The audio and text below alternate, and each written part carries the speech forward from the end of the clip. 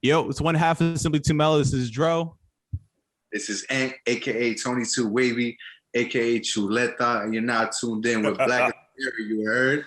You're Gang, motherfucking gang. Listen, town business right now. You already heard what it is. I am Dean. That over there is the Madman Los. We got two big dogs in the building with us from the Simply2Mellow podcast. Yeah. Comes out every motherfucking Tuesday on your Spotify machine, on your Apple machine, on the goddamn only link thing. Click the goddamn link tree. Just go check that shit out, motherfuckers. Go on the Instagram machine at Simply2Mellow. You make sure you check out Big Tone. You make sure you check out motherfucking Dro. And let's get this motherfucking thing going, boys. Los, do me a favor. I love it. Cue the fucking applause. Oh my God, we love you. Oh my God, it's the best collab. The best collab ever. Oh my God.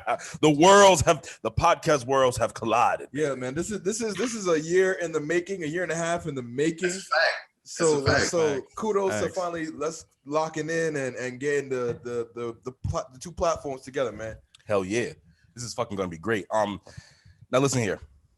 Before we even get into the shit, because before we started recording, y'all, we were having some hell of a conversations. So let's not even waste any time. Let's pay some bills. After we pay these motherfucking bills, let's get right on into it with these motherfucking gentlemen. All right. Yeah. So first thing we got today, like we said, it is tax season, everyone. And tax deadline is approaching. Now they did extend it a month. They did. Okay. All right. So you got some time, people. But still, you should get into the JGA tax services, man. Everybody here, save your stimmies, diverse your portfolio. They're going to help you, with your money. You know what I'm saying? There's a minority-owned company, so people look like you, man, and they're going to take care of your money. Teach you financial literacy. Make sure that you are spending your money wisely. So what you need to do is go down to JGA tax services, man. That's 631-542-2344. Once again, that's 631-542-2344. 2344. Hold on, before we get off of them though, you gotta make sure you use that Berry Gang podcast, that Berry Gang code. Use that, but then there's two things we have to mention. What's up? They're gonna help you. Obviously, the United States has upped that child tax credit from motherfucking 2,000 to 3 bands, and then on top of that, they made the age from 16 to 17. But then also too, did you know under the American Rescue Plan, your first $10,200 in motherfucking unemployment was untaxable, baby? Go get that. JG&A Tax Services knows about that money, man. What's that number again, big boy? 631-542. Right. 2344. One more time for him, player. 631. Yeah. 542. Well. 2344. Well. Save your stimmy, stupid. Praise Tabernacle. Praise Tabernacle. But listen, that's not the only ad we have here, baby. Oh, hold on. And I see you out of order. Hold on. You see the out of order paper. Yeah. And then what I say is, if you got some fire, then fire it up. Now might be the time where you locate your fuzzy green plant. You spark that. We stay heavily medicated out here in the BTB world. Listen here, baby. We want to tell you about something. Listen here. We want you to go pull up your Instagram machines, right? Type into the Instagram machine, Stoner Life Clothing 42710. You know what y'all gonna motherfucking see? You're gonna see the Jack Harrah. You're gonna see this out of order. You're gonna see the DW. You're gonna see the original smackaroni. You know what else you're gonna get? You can eat. You know what, matter of fact, not what else you can get. You can make whatever the fuck you want. You can make whatever the fuck you want, motherfuckers. They got pendants, they got stickers, they got motherfucking pens, and they even got your goddamn mask. Listen here, people. You go ahead and go over to Stoner Life Clothing, 420-710 LLC. I know it's a motherfucker, but once again, Stoner Life Clothing, 420-710. You go hit them up on the motherfucking Instagram machine. Tell them at the Berry Gang 1 sent you. Dean and Los is gonna look out for you, baby. Yeah, baby. Exotic flavors. Get those. And with that, bills have been paid. So listen, Dro's actually, because he was listening to the ad, he's getting some medicine. So we gonna ask Big Tom, how nasty is a bitch who's sucking dick with motherfucking condom on? How nasty is a bitch like that on a scale of 1 to 10? Somebody like that, bro. Psychopath. 1. 2. Definitely 15. 3. Sleeps with their socks on. I don't care. That's a demon. Hold on. Time out. Did you know that there have been scientific studies proving if you sleep with your socks on, you go to bed faster? No. Yes, it is. It's the truth. I'm hot. My socks retain heat. You know what I'm saying? So I can't sleep when I'm all hot. Well, y'all can tell who sleeps with their socks on in this podcast. Okay, let's see how this is going already. No, I keep my feet warm though, because I'm a poor circulation type of nigga. You know what I mean? So my feet and my hands be cold at night. But once I get them just warmed up, I'm popping the tops. I got you. Well, back onto these hoes. As you were saying, bro, it takes a special type of human to suck a dick with a condom. This is what we were saying before, pre-production, because you have put that latexy taste and feel in the back of your mind. You know what the vibes are. We smelt the latex before. I mean, Right. truthfully though, I have to question like, how do we even get here? Like, what's the conversation prior? Yeah, how did we? Oh yes. Oh, see, I like what Joe is doing. Oh, can we? You know, I like you- what Joe is doing. You feel me? Like, I'm not. We can tie it in. Are we like speaking from a personal or like just in general? Oh. It's definitely in general. I never. Yeah, had no, that definitely. happen. Yeah, I I, Right, 'cause I'm like- ever. I'd have Like, never ever. I ain't gonna hold you. Like, no, if I did have a If bitch I suck jumped my dick into in a college with convo it. and she just off rip just put it on me and started like that would be weird. Like I have to stop. I feel weird. Yeah, it's And also too, if you're gonna give head with a condom on, should you even be giving head? But Well, I actually, mean, at you the should- same time, though, I gotta promote that's safe sex, though. I That was is about to safe say sex. you should be act like technically Maybe you're I'm supposed to wrong get for head that. with a condom Maybe on. I'm wrong for that. Never. No. There had to be somebody out there like Like me. Toe You know said, what I'm I'm saying? taking my chances. If you're gonna do it, then do it. Yeah, I'm saying I'm not getting if what He's offended. I love it. right? Everything's cool. You got sipping, you got drink, whatever. Y'all get hot. You gotta start touching, kissing. She said, "Put a condom on." You're like, "Shit, all right." Mm-hmm. And she just starts to suck. I'm like, no, it's just you can't even like. I can't even fathom that. Right. Yeah, I feel like once the condom's going on, it's time for penetration, not time That's for what I'm saying. you know what I mean, not time to get necked off. I'm like, whoa, As whoa, whoa, someone- whoa, what are we doing? As here? someone who has received that ship has sailed already. Once this is on, that ship has Yeah, sailed. yeah, you know what I'm saying? We bypassed the foreplay at this point. I've had head with a condom on, right? From a bitch in Oh. college. And it's a very Wait a second. weird thing. It is It's a weird. very weird, My dick's already in the chokehold. Now you want to suck it? but then you know what happens? Because then you lose it. You lose it. Because it's like, first of all, even when you're having sex with the condom on, depending on the condom style. You gotta go Trojan. not- Man. You gotta go Trojan. Yeah, but still, Super thin. it doesn't, it's there's no replacing it. There's no replacing it. So now you trying to suck my dick with it. It's just a party foul on all behalves. Yeah, no. Hell. Yeah, no. Yeah, there's years to fucking second dick with a condom on. It's like White Castle. Y'all fuck with White Castle? I used to fuck with the burger I burgers. try not to. So White Castle's like lifestyle. You know what I'm saying? Uh-huh. You want to step it up a notch. You want to give her a good time. You know, you're not gonna take her. You want to take her to the Cheesecake Factory. You throw the Trojan on. This is some right, sick shit that we're fucking tapping into. Yeah. My question is, why the condom on, bro? Like what? What happened with it? Well, she was like, she was a really This had to be like mid stroke. You just pulled out and like, all right, she just like, you know, no, like helped you out. nah, like, well, She because just like, fluffed you up a little bit more. well, because first of all, y'all know how it was in college. Just when it was time to go, it was time to go. Like, Mhm. fucking the bitches got to look at you right going to the dorm room, and it's like you're ready for action. You got, you know what you got? You got that. Y'all remember that meme of 2013 LeBron when he's on his hands and knees, but he's looking like He's like, he's locked in. Yeah. That's where I go mentally. Oh, back in son, college. it's time to. Yeah. So I'm you like, know, it game was. winners. I'm Dame. It's Dame time. Literally. I'm Okay. fucking. I'm ready to go. You know, out the fucking gate. So she puts the condom on. And so as you were saying, I'm thinking, oh, okay. So she about to just sit on this thing. We about to go on. We about to have one hell of a time. And then she One-way started ticket. sucking my. What happened? one way ticket to Pound Town. That's all that means. That's Yeah. what I'm thinking. But One-way- no, she one-way started trip. sucking my dick. One-way And trip. then I was just so weirded out by the shit that nothing happened. And I was like, I don't think this is really gonna.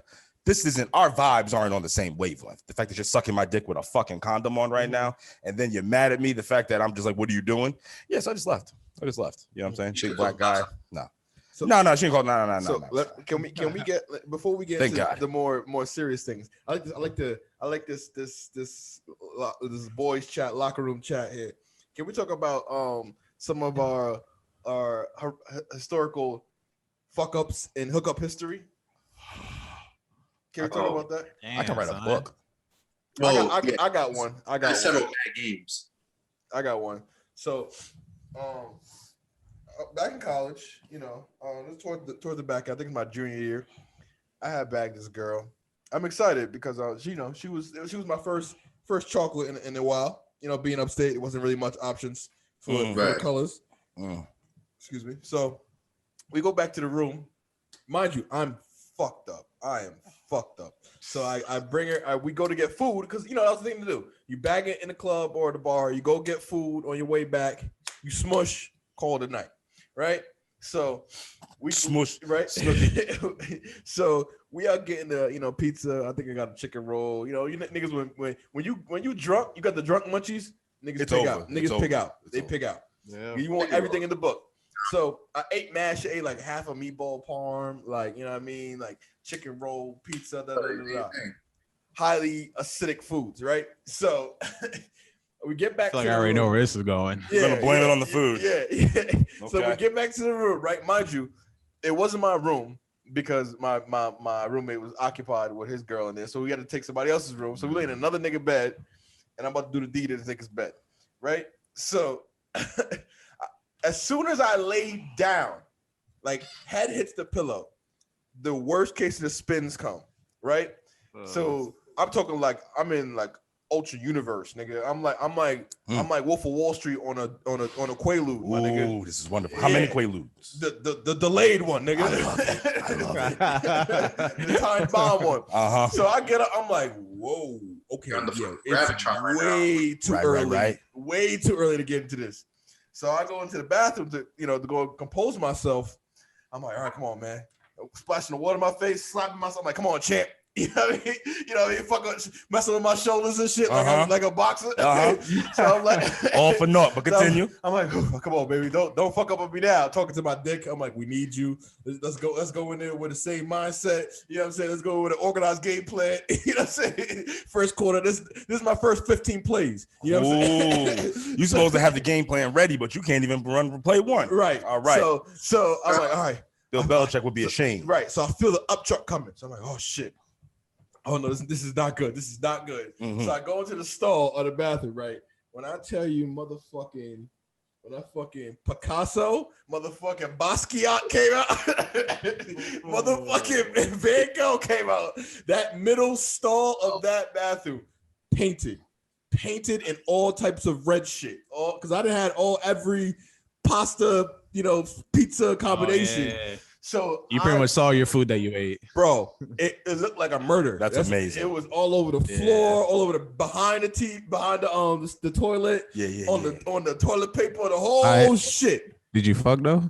I did fuck because I felt way better. Right. I felt way better. Nothing better than a puke and rally. I felt way better. I puked and rally. My man had the rally. Did you at least wash your mouth out with water? Of course. You had the scope on decky? Yeah, I was about to say. You know what happened is I actually went in there, washed it up mad times, like washed my mouth out. I was like, all right, shit. And somebody had left their toothpaste in there, so I'm not gonna lie, I did a little fake brush. It's in college. Yeah, I was like, all right, I'm ready to go. I went in there like a new nigga. Like Undertaker risen again. I hear you. Yeah, I came in like a phoenix, my nigga. I got you. I've died and re-risen. It wasn't the Undertaker from Brock Lesnar match. No, I got you. No. I got you. Okay, just making sure. But yeah, Pablo Picasso definitely came out that night. Good for you. You tapped into a thing that just made me so happy. Cause I don't think people talk about that pre-sex prep talk you have in the bathroom, bro. Especially when it's with a girl you've been waiting to hit. Fam, I be smacking my shit. Like, I need you, buddy. I need you. That pre-game talk that you have with yourself. That's such a beautiful, intimate thing as a man. You're right. That you have with yourself, and it's like something that I'm gonna have to talk to my kids about. That's a fact.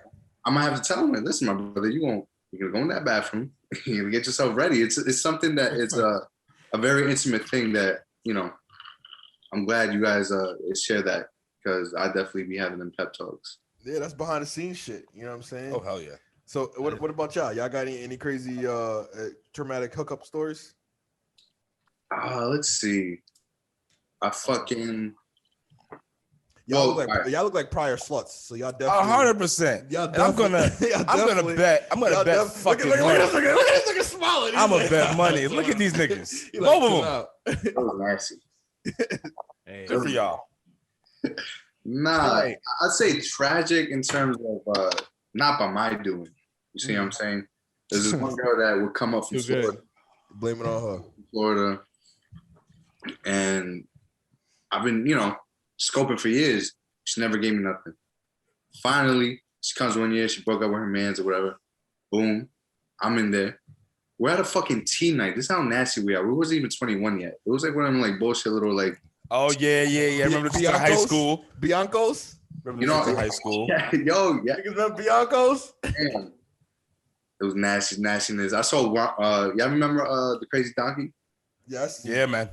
I saw Ron Browse performing live, and I was doing nasty things on the wall. It was a nasty time in my life. That's amazing. That's an amazing thing. That's basement party life. Fucking, right there.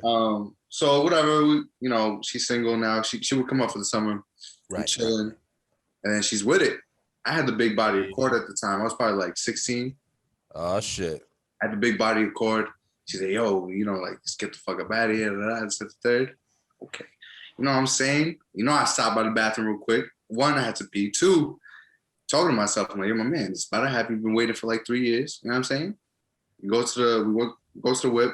At that time, I was on like the weekend was out, like super early, like House of Balloons, all that shit, early joints. Mm-hmm. Had that playing through the speakers, whatever. We're kissing, we're touching, little jerking off situation. You know what I'm saying, say, yo, we got condoms. No, I had the fucking condoms. Put them on. Ready. Right here. Yeah. Right here. And she just starts crying, bro. Just starts crying. Like, she's like, oh, my, like, I'm not gonna say the dude's name. She starts saying, oh, I still love him, this, that, the third. Just completely. I think it was the fact that I wanted it so bad for years. And when I finally had it, she fucking broke down. Talk about her other man. So that was probably one of the most tragic. And she dropped $10. So because I opened up a new pack of condoms, I fucking took them. And she's like, yo. And when we're going back inside, she said, yo, I had some money on me. Have you seen anything? I was like, no. Nah, man. That's the cost of business. You just took your reimbursement. You got reimbursed. That's the cost of business. You opened up one condom. Like 5. You know what I mean? I took her shit. I'm not gonna lie. $10. She be all right. It's the cost of business. Wasting your fucking time. She knew she didn't want to do that shit. She wasted your time.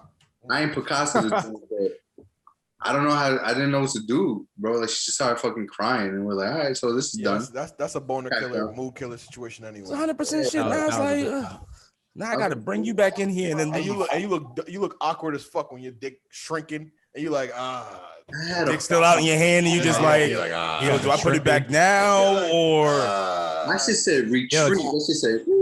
Tony, did you even ask? Like, are we still doing this, or it was just understood? No. Oh, no, I'm not asking shit. I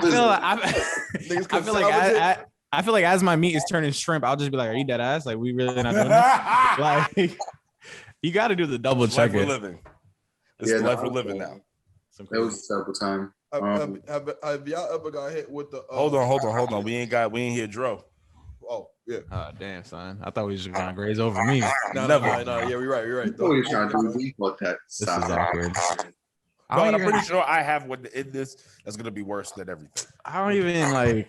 There's only one that I remember that kind of scarred me, because it was high school. Knife. What happened? Your girl's in the background center with a knife, isn't she? I know she is. She's in the kitchen. I don't even know why she's in the kitchen. And when was it? How long ago? Oh, you eating Cheerios? All right. That's what they call it nowadays. Yeah. She was doing surveillance work. I seen Snap. That's right. That's right. That's what they say right before they kill niggas. Yeah, and I would probably say like my traumatic or awkward was probably being in high school. Finally hanging out with this girl, because in high school when you hang out with them outside of school, it's a different vibe. Yeah, so we finally linked up. Yeah, it was raining. We had the weekend playing because his first mixtape just dropped. I'm parked at a library. Don't ask me why. I'm parked at the library. We moved to the back. Listen, at the Knowledge Central, trying to get some knowledge. Yeah, you feel me? So we having a chat, we talking. She gets on top, and long story short, I get it too ahead of myself, and she's grinding on me, but like with clothes, and the intention is to go the whole yard, but my man, I didn't have the tolerance that I do now. So I did something happened. Off the dry hump? Yeah, bro. And nigga American Pod himself. And I always remember that shit because I played it off so cool. Because I was like, yo, you know what? I can't do this today. I can't. I just can't. And because I knew in my brain, I was like, if I tell her I just nutted, she is never gonna look at me the same, and I'd rather just not give it to her, and then her still want me. You feel me? So that's just, bro, that's funny. yeah. I think like because the only reason I remember that so vividly is because like I had to drive home with my pants, and that was just the most feeling in the world. What happened? Yo, clammy dick. You drove home with clammy dick. Shit. My pride was still intact though, so. No, yeah. You're bold. Yeah, that fucking damn. You ain't even get in the game, coach. Yeah. Nah. You American pod yourself, bro. You American pod yourself. We ain't gonna let that. We gonna let that one slide. Hey, man. How old was you? 16. Yeah. All right, so we could blame that on puberty. We could blame that on puberty. Yeah, you know. We could blame that on puberty. Off the drive. Young out there, son. I don't know what happened. You know what it might have been? It's probably that I was in a public space. Yeah, it was one of them. It was one of them. You know what she did? She jerked her hips at a slight motion. That shit, I was gone. R.I.P. Nigga said wasted. Fatality. So one quick thing is like, have y'all ever got the quote from a girl? She's like, you know what? While y'all doing it, you ever got the you know what while you doing it or try to do it? What I mean by that is like, you know, when you trying to do a deed and for some reason it's not working. You know what I mean? You keep slipping out. You a little limp. You know what I mean? You ever got the you know what? So let me. All right. So you know what? You be like, nah. Let me tell you what happened. Hold on. I still got a little fight left. So let me tell you what happened. So A little wiggle. Yo, my man. Yo, I can relate with that. Yo, I got a little fight left. Hold on. You try to scoop that motherfucker in there. trying to squeeze them in there, keep all that blood in there, and just get it. Because you're like, I know if I can just get it in, we could do it. But so like, all right, yeah, I got one. So this was also college. I was after this girl for like a year. You know what I mean? The shit just never went down. And then one night she was like, yo, let's do it. And I was like, word? She was like, yeah. I was like, all right, cool. Go back to her dorm or whatever like that. We walk back and we walking back talking. And mind you, I'm hyped up. I'm ready to fucking go. We get in there. We doing some things. Now, usually, I'm not just trying to eat pussy off the rip. Hers, I was trying to, but then she was really weird. She didn't like. She's like, I don't really like get my pussy eaten. I was like, all right, that's weird. Whatever. So she sucked my dick though. You know what I'm saying? So she sucked my dick, and then we start doing it, bro. Oh yeah. She was a physical specimen. Oh yeah. Slim waist, big ass, nice tits. She has a 6-pack. Yeah. I was like way too into the shit. Like I said, 2 minutes, a minute in. Nah, I would say 2 minutes. I'll give myself a good 2 minutes. Okay, I know who you're talking Nigga, yeah, you already know what it is. Okay, yeah. Gave myself the ooh. Nigga, son. And mind you, Freddie Mac voice. it was so crazy. So I'm still trying to hit it. But I had to hype myself up the whole walk and we talking this shit that he was like, nigga, I'm good. So I'm trying and I get it out. I'm like, all right. I was like, I'm telling you, I'm not like the other motherfuckers. Like, you let me eat your pussy, my shit gonna come back. We could do this thing.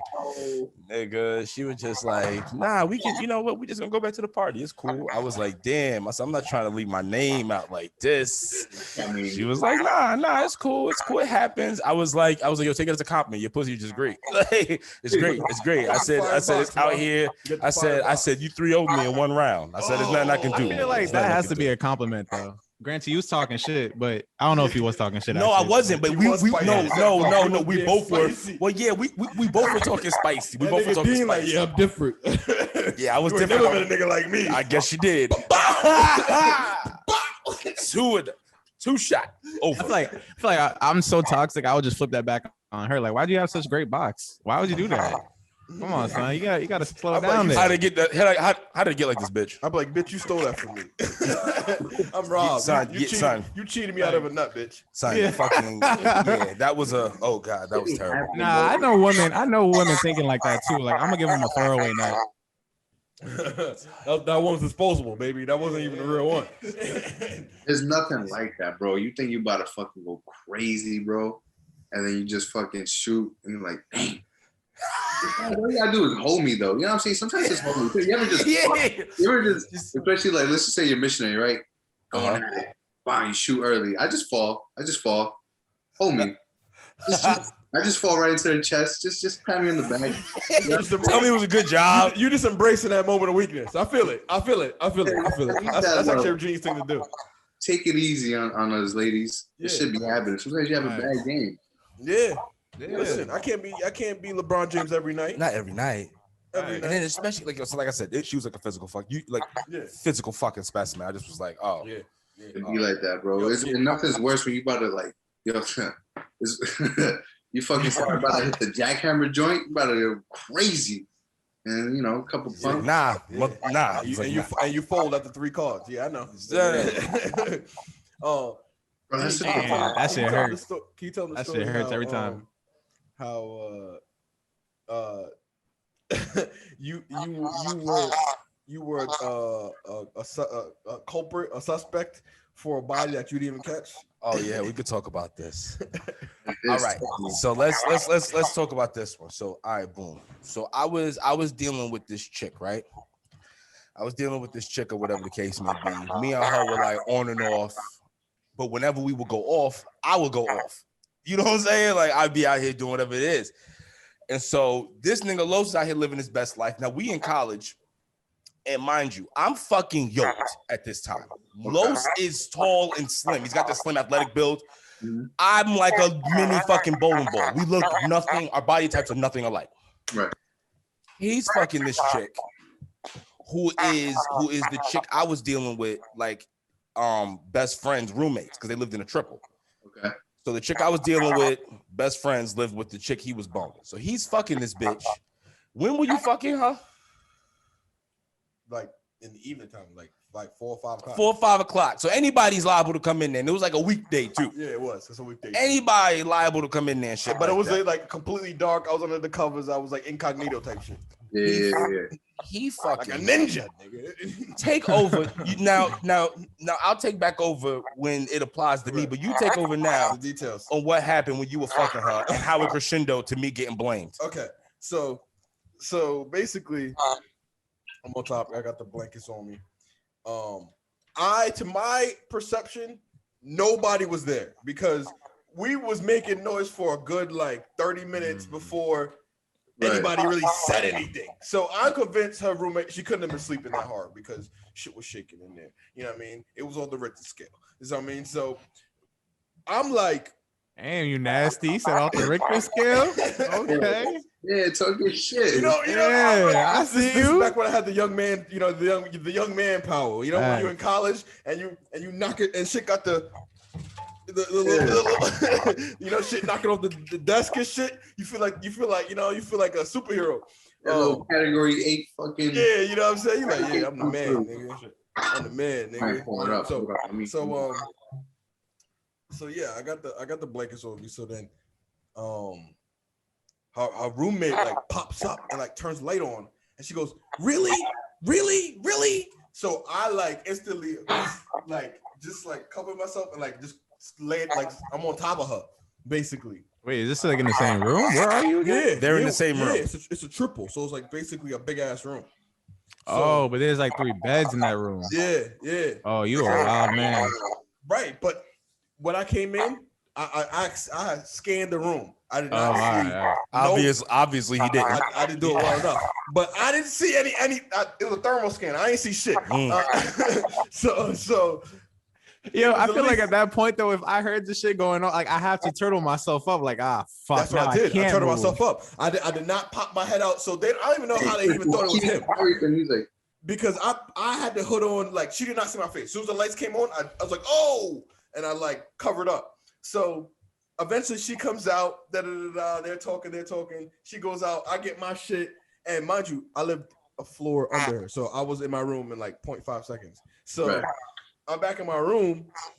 Next couple days go by, and I'm just like, because it wasn't taboo to me messing with this girl. Like I was single at the time, and we was messing around anyway. But it's just the fact that her roommate was there. People started blaming him for the body, son. So and let me tell you what happens. Let me tell you what happens. Wait, what? They got y'all confused? Let me tell you. So remember, so like I said, so the girl he's fucking roommates, the two roommates, is best friends with the chick I'm dealing with. Right. Me and her on and off, but when we off, like I said, I'm doing what I gotta do. Her people hit her up like, yo, I think Justin was in here fucking so-and-so. And she was like, what? So she hit me up like, yo, you out here doing this? I get you fucking these white bitches, but this? And I was like, I didn't even do that. I was like, that wasn't even fucking me. But at the time, she wasn't trying to believe none of that shit. I'm like, that wasn't fucking me. She was like, well, where were you at? So-and-so. I couldn't tell her where I was, but I wasn't doing that. You know what I'm saying? Fucking, I'm talking to Coach Gray, man. What do you want? Yeah. Go hit this nigga up. And there was so many other like suspects, and I was just behind it, like not even in the lineup, just laughing like I did the crime. That shit was, yo, that just shit walking around unscathed, like yeah, I did. That shit made me sick because that shit really fucked my shit up. And I'm J. Cole, you called a bullet that wasn't meant for you, like yeah. damn, And I'm like pointing the shit to other, pointing the blame at other niggas. I'm like, nah, that sounds like some shit he would do. I'm like, yeah. I was like, if I know dude like I know dude, yeah, that's him. And first of all, in college, I was wild. Like I was doing shit that no one ever had a fucking idea of what the fuck was going on. So where'd y'all go? We went to Hartwick. But it's in And Oneonta. It was, yeah. And the thing is like, let me explain to you what Oneonta is. Oneonta is a city of dreams. It's the place that God forgot. It's the place that God forgot. It's the place that the unlawfulness is openly accepted. You have cops. The Wild Wild East. Listen, let me tell you something. You want to know what the cops were doing? Motherfucking cops would the cops would like take girls, right, who were getting a drinking ticket, and they would take them to this park, and they'd be like, yo, if you do the right thing, isn't the right thing, but you know this is what they're saying. You know, you look out for me, I look out for you. This is the kind of place that we went to. You had two colleges, us, and then you had Suco. Suco had like 40, 50,000 kids. Right across the street. Right across the street. It's a college town, 52 Okay. bars and clubs.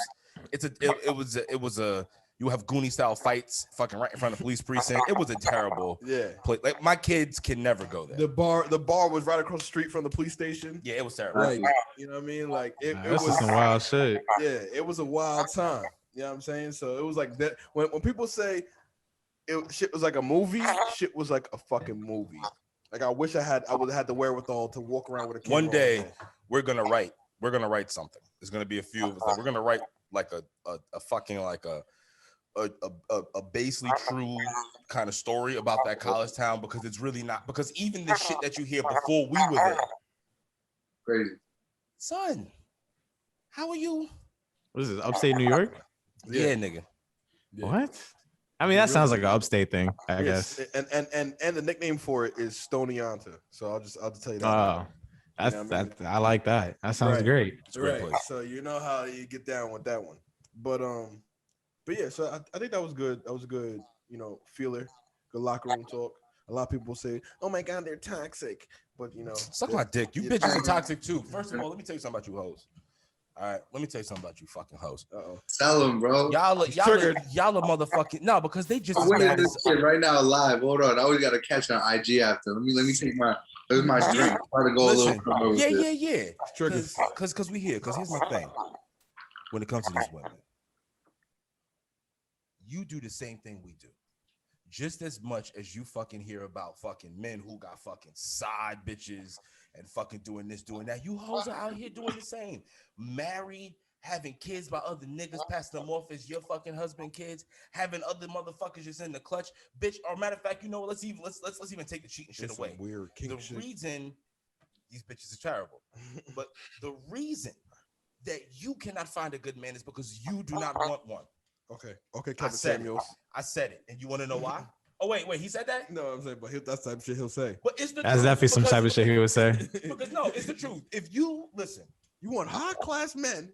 It's not even about that. It's the fact that you can. It's like you're just like, I can't find a good man. They always do this. They always do that. Well, who are you choosing from? What kind of energy are you putting out there? That you are receptive. What do you bring? Yeah. What do you bring? And then you go on the fucking Twitter machine, the Instagram machine, the Facebook machine, all these other kind of social media machines. Yeah. and complain about shit that I don't care about because you choose these niggas. You get a good one, you're playing. You act like he ain't shit. He bores you. Yeah. Stability bores you. But then yet you gonna get out here talking about men ain't shit. No, bitch, you ain't shit. You're boring. Step your shit up. Ugh. Oh, that's not an intro track to a fucking mixtape, bro. God damn. Give him pushes T joint and say, ugh. I just He's disgusted. Clearly. Bro, Joe, before we went live, I was telling him that I'm tapped into his fucking rants. Shit's hilarious. I'm glad I got to see his shit. That was I could believe that you feel so strongly about that.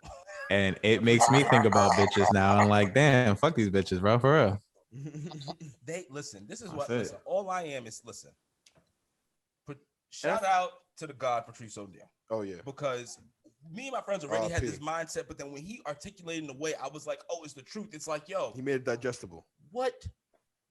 The same way you say I'm not special, bitch. You're not special. Like what? Okay, let's. Are you funny? Yeah. Are you cool? What? Why would I want to hang out with you? Yeah. You say you want to be my best friend, but what's your best friend behavior? Yeah. I just want to know. Are you looking at my best interest? What makes you Where's so the value? Where's the value? Because think about it. Men are the ones you got to go out there. You have to literally put on this song and dance to get a. Yeah. You have to. Yeah. Otherwise, the act of courting. Amazing. It's amazing. It's amazing. And then and then they act like they don't have this power. They act like they can't rule the world. Like, yes, you fucking can. You have all the tools. You have all the tools. But the fact that we pursue you, you don't really go to your full potential. Right. And now you're out here trying to beat men. For what? What's the reason? Right. Your femininity is what is going to cause you to rule the world. Don't fight it. Go with it. Embrace it. That's all I can say. What do I know? I ain't shit. That wasn't misogynistic. That was just his personal. I was trying to like get like a catch-22 to that. Like I'm trying to play devil's advocate, but I relate to that because it's like I feel like prime example is like a club, right? Or like a party setting where you're there to socialize and dance and have a great time. But what happens when you speak to someone of the opposite sex without knowing them? You know, it's like standoffish or they'll shut you out or some shit like that. It's always some weird, awkward tension, but it's like, why? For what? You know? And it just comes from like intent. Like, what the fuck is the intent here? Like, what do you like? You're not trying to get that relationship. You're just trying to like, I guess like grab my fame or wealth or some shit like that. You know what I'm saying? So, damn, son, I feel that. Dean trying to learn you something today. Listen, I just want us to they shit on us. We should shit on them. You know me. I just like to shit on everybody. Yeah. Why not? Give everybody their fair share. It's important to, bro. You gotta shit on people sometimes. You gotta. You know what? Whether you like it or not, agree, disagree. This shit gotta be said. What were you gonna say? Well, I mean, hold on. Joe actually was gonna say something. My bad. What happened? No. I was gonna say that like, what was that? What is your main argument there? Right? Is it that women ain't shit or that they want like unachievable things or unrealistic things? It's a combination, but ultimately the one point of the argument is men ain't shit, women ain't shit. There's no difference. Like that's what I'm trying to say. Like, numbers don't lie, right? You know what I'm saying? Numbers don't lie. Like, don't get me wrong. Both sexes have to go through the shit. Yeah, most definitely. You know what I'm saying? Because as much as I shit on, women currently, I can easily shit on men too. Because yeah. It is what it is. I was gonna say like I equate like manhood because I feel like women always have this argument about men ain't shit, and it gets exhausting after a while. Because I feel like women always like to shit on men. So I'm like, yo, right. I feel like men are like the equivalent. I'm not as easy triggered to shit on women like that. What happened? I said I'm not easily as triggered to shit on women like that. Like, yeah. I mean, I'd be like, now I am. I just, when what do we say? Like, if we see a woman like that instead of saying that she ain't shit, we'll just be like, she's for the streets, and we keep it pushing. Listen, and we keep it pushing. Like, we don't say nothing else. It's always so when they hate men, it's always this.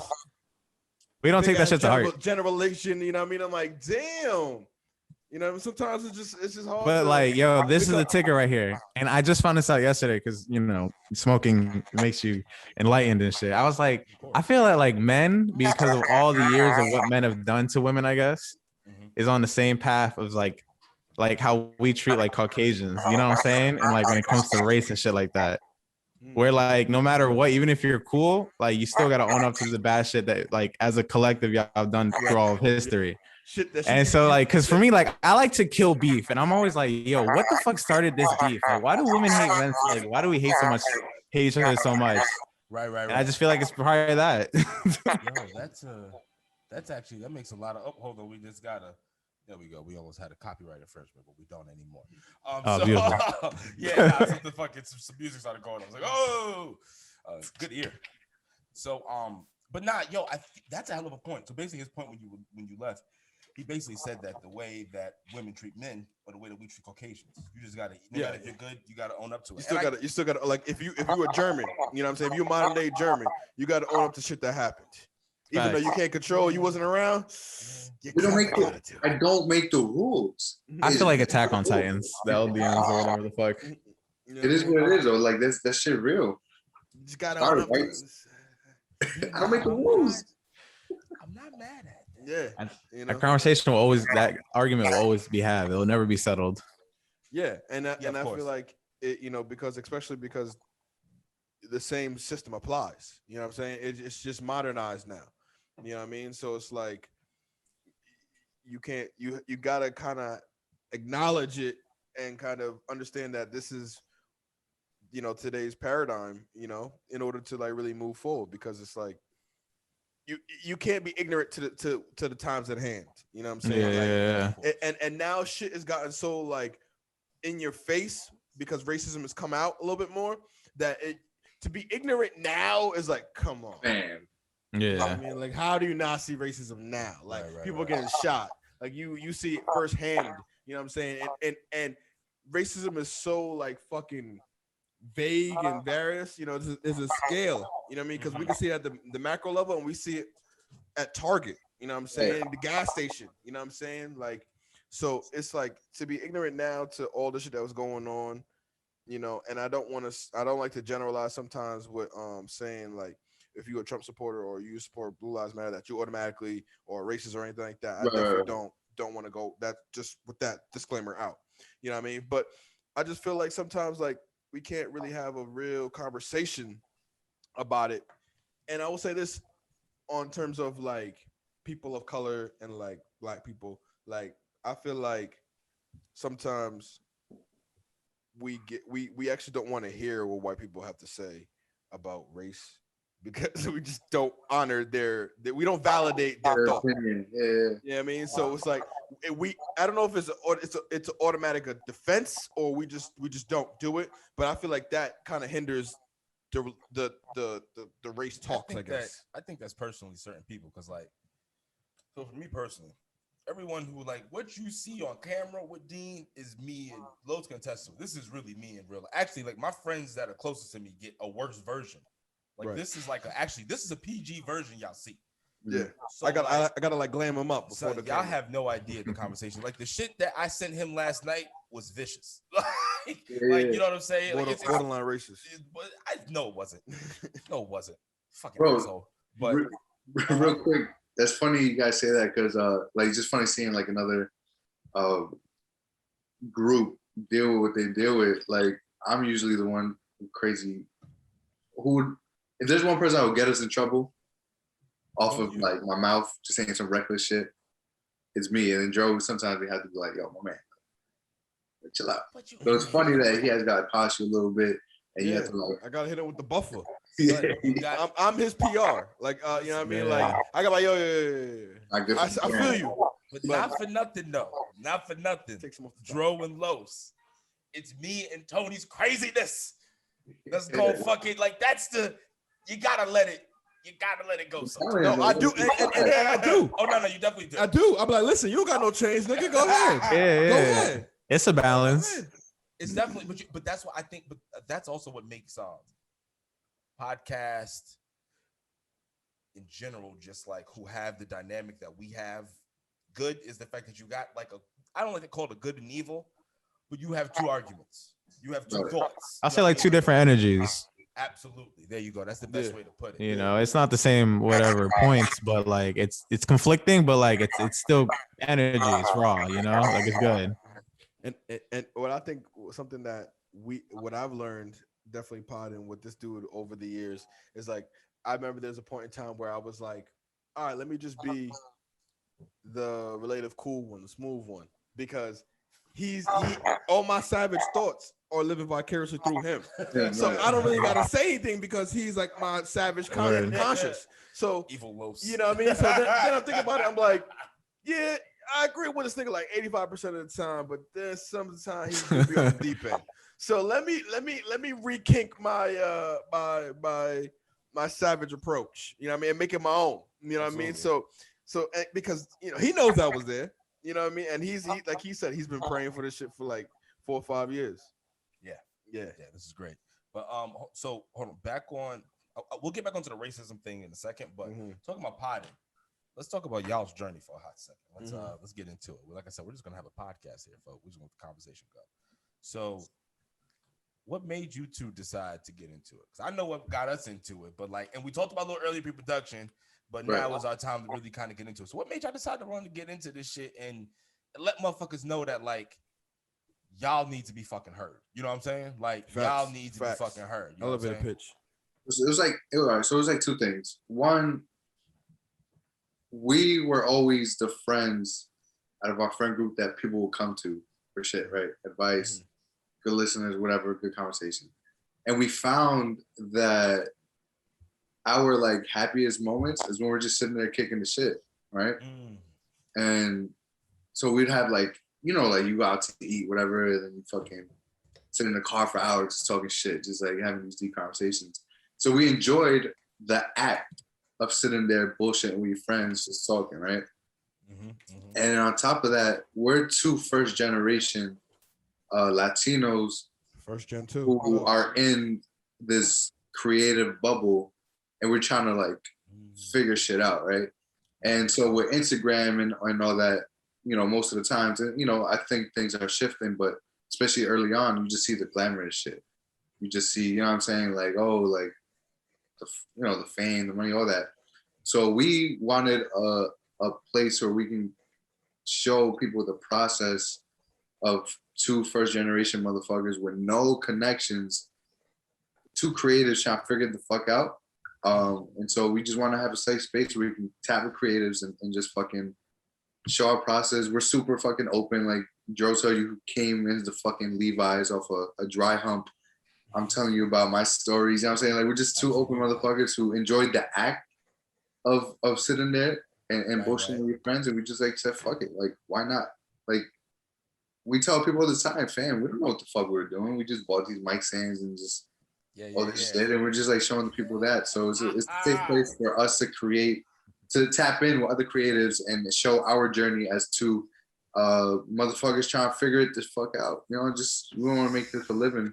You know, we both have jobs and we're trying to make that transition. So that's mainly what brought us together. And plus, we've been friends forever. You know what I'm saying? So like, it's my guy, it's my brother. So it was kind of like we kind of just came through.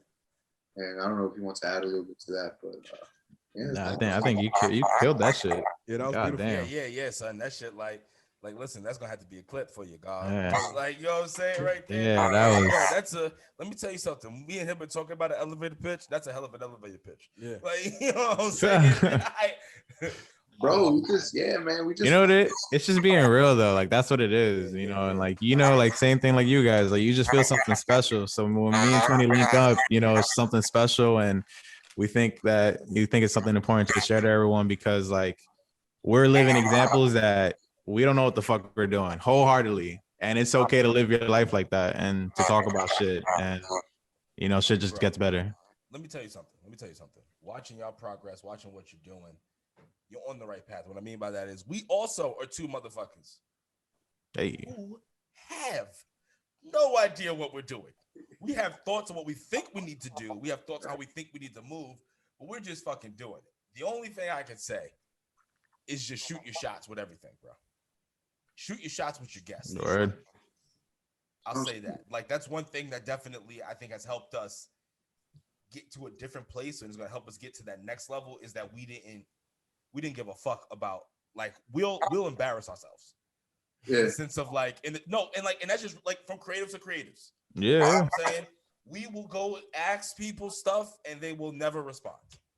You know what I'm saying? But then we can ask, Yeah.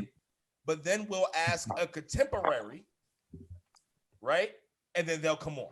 And then we'll get like a whole nother slew of people. And it's like, oh, if we would have got this person, yeah, it would have been Yeah. Now we got this other, now we're in this whole other world. Right. All I gotta say is this, y'all's podcast, because for people out there, when you go check out Simply2Mellow, you got them too. They have guests on. They're having dynamic conversations. All I'm telling y'all is that shoot your shot with your guest. Like if y'all sitting there and then you thinking like, yo, could I get so and so? You may. Yeah. You may be able to. Prime example. He got his bill collector. Yeah. Wow. He got his bill collector. Yeah. You know what I'm saying? I got his major. Like it's just shoot your shot, bro. Shoot your fucking shot with your guest. Yeah, and that's shit too, where we decided like, fuck it. Again, just to tap in back to what I was saying, like you see like the glamours and shit like that. And I do think that's a transition where people are coming out showing the process of shit. But we were just like, fuck it. I was like, yo, like, what the fuck am I really doing? I'm sitting here in front of a camera, talking into a mic. If this shit don't work out, bro, okay. You know what I'm saying? Like, we were just like, yo, let's just fucking do it. Low risk, high reward kind of thing. Let's have fun. We're dead ass having fun doing this shit. Like when he was talking about it, low risk, because he's just sitting there in front of a camera venting. Yeah, he's venting, but then also, but then like, you know, as what Dro said, he's the guy who's gonna give you them hot takes. He's the one that they're gonna get canceled, gonna come from him. So I would say that you thinking it's a low risk. It is like, well, that's my paraphrase of it. Yeah, I got you. I'm about to say, because I don't like, and I think people need to put more respect on podcasters' names. Yeah. All levels. You know what I'm saying? Because we're really out here giving y'all life day-to-day shit. Like, we just talked to y'all about our sexual exploits earlier in this episode. If that, you know what I mean? Like, that could be. I feel like people just have a hard time being real because they want to be this fake they want to be this perception of who they think they are, but they really aren't. Yeah, that was a high thought. God damn. But that's what it is though. You know, like because then it talks about like, you know, to be real, like you also have to be afraid of like cancel culture and shit like that. You know, those rants and that's just like a hard line to navigate towards. Fuck that but cancel culture shit. Niggas gotta stop being so easily triggered. Yo, I'll say this. Once again, the great Patrice O'Neal. You know why he believed he couldn't be canceled? I'm gonna give you this analogy. The reason why Pee Wee Herman was canceled because he was jerking off in the movie theater, right? Fans found out you got a good guy jerking off movie theaters, can't do that shit. Right. Patrice O'Neal wants fans who jerk off in the movie theater because he's a jerk off in the movie theater kind of guy.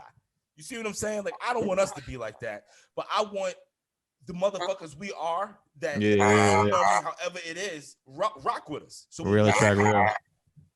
We make it, so we don't got to worry about like. That's why you see these. Let's look at the biggest podcast in the world, Joe Rogan. Right. How many times have people come from him? Yeah. They came for him a few times, and they failed each time because you know why? His fans and loyal listeners were like, "No, they support him. This is where we come from." Yeah. This is what we expect of him. You're canceling him for what we expect of him. Now we're good on you. So it's not even that you're fighting cancel culture because cancel culture will never leave. You just want to make sure that you have believers and listeners, right, who understand that they on some bullshit, nigga. Now we with you, fuck these niggas. As you were saying, continue. Yeah, exactly. But yeah, I mean, and what I would say, like also like another gem that Dean would say, that Dean stated earlier, is definitely like you guys are working on that ability now. Is like getting in that art of making it look like a natural conversation where people forget they're being recorded. People forget that they're on a podcast. People forget that they're doing this for the first time. You know what I mean? Because the conversation has got them so attracted. They're deep in it. You know what I mean? They're rooted in it, and they're even surprising themselves of things that they're saying because they're in the midst of conversation. Nah, these niggas is really good with that. No, I know. That's what I'm saying. Like, you're talking about you're saying like, sorry, people. Keep that up. Like, it. Oh, you're talking. I thought you were talking to the people. No. I'm talking about like these guys. You know what I'm saying? Like that's a. I think that's like a beauty in podcasts where people literally forget that it's even like it's a podcast because you're speaking to certain cameras, but you feel like you're just so naturally in the conversation. Like I think it's a, you know, I think You're it's in the amazing with mix. these two niggas is like they'll go to their guests. Y'all were in the boxing gym, right? Yeah. Gordon, you know what I'm saying? And then y'all have done that with a few other people. Mm-hmm. Y'all have gone to Yeah. that's a different kind of. First of all, can we talk about this? So, all right, we podcasting. So I just want to ask some podcasting questions. Can we talk about the psychology behind that? Bro, I want to. All right, so a lot of people that we fucking interview, right? Most of them, they aren't podcasters, right? So they're in their own world. So part of it, I guess, is I want them to be a little bit more comfortable. But my thing is, we're showing you two motherfuckers who are trying to figure it out step by step. I want to be in somebody's creative space so they can, share their story and tell them like, yo, we're in the gym. This is where I get it in. You know what I'm saying? Like it's showing their process also. You know what I'm saying? So while they're talking about it, we're actually in their environment, giving a little bit more perspective to what they're talking about. And it just feels good to go to where they are. It makes them more comfortable. And again, it gives you that a little bit more, you're able to tap in a little bit more into what their world, because we're actually in it. So when we went to the boxing gym, that's what that was. That man lives fucking boxing, bro. Like that's all he does. And so, you know what I'm saying? We tapped into there. It's a beautiful thing. And then, while you're there, there's other people around, connect with them. You know what I'm saying? So it's so many things that come from that. You get to feel the energy. It's a fact. How is that? How are y'all when it comes to the vibes?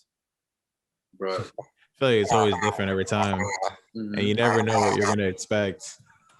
But the end always remains the same, truthfully. Like once we hit record and we start having this conversation, people kind of just forget the mics. And, we always end it with like, wow, that was great. Yeah. Nah, I can definitely see that.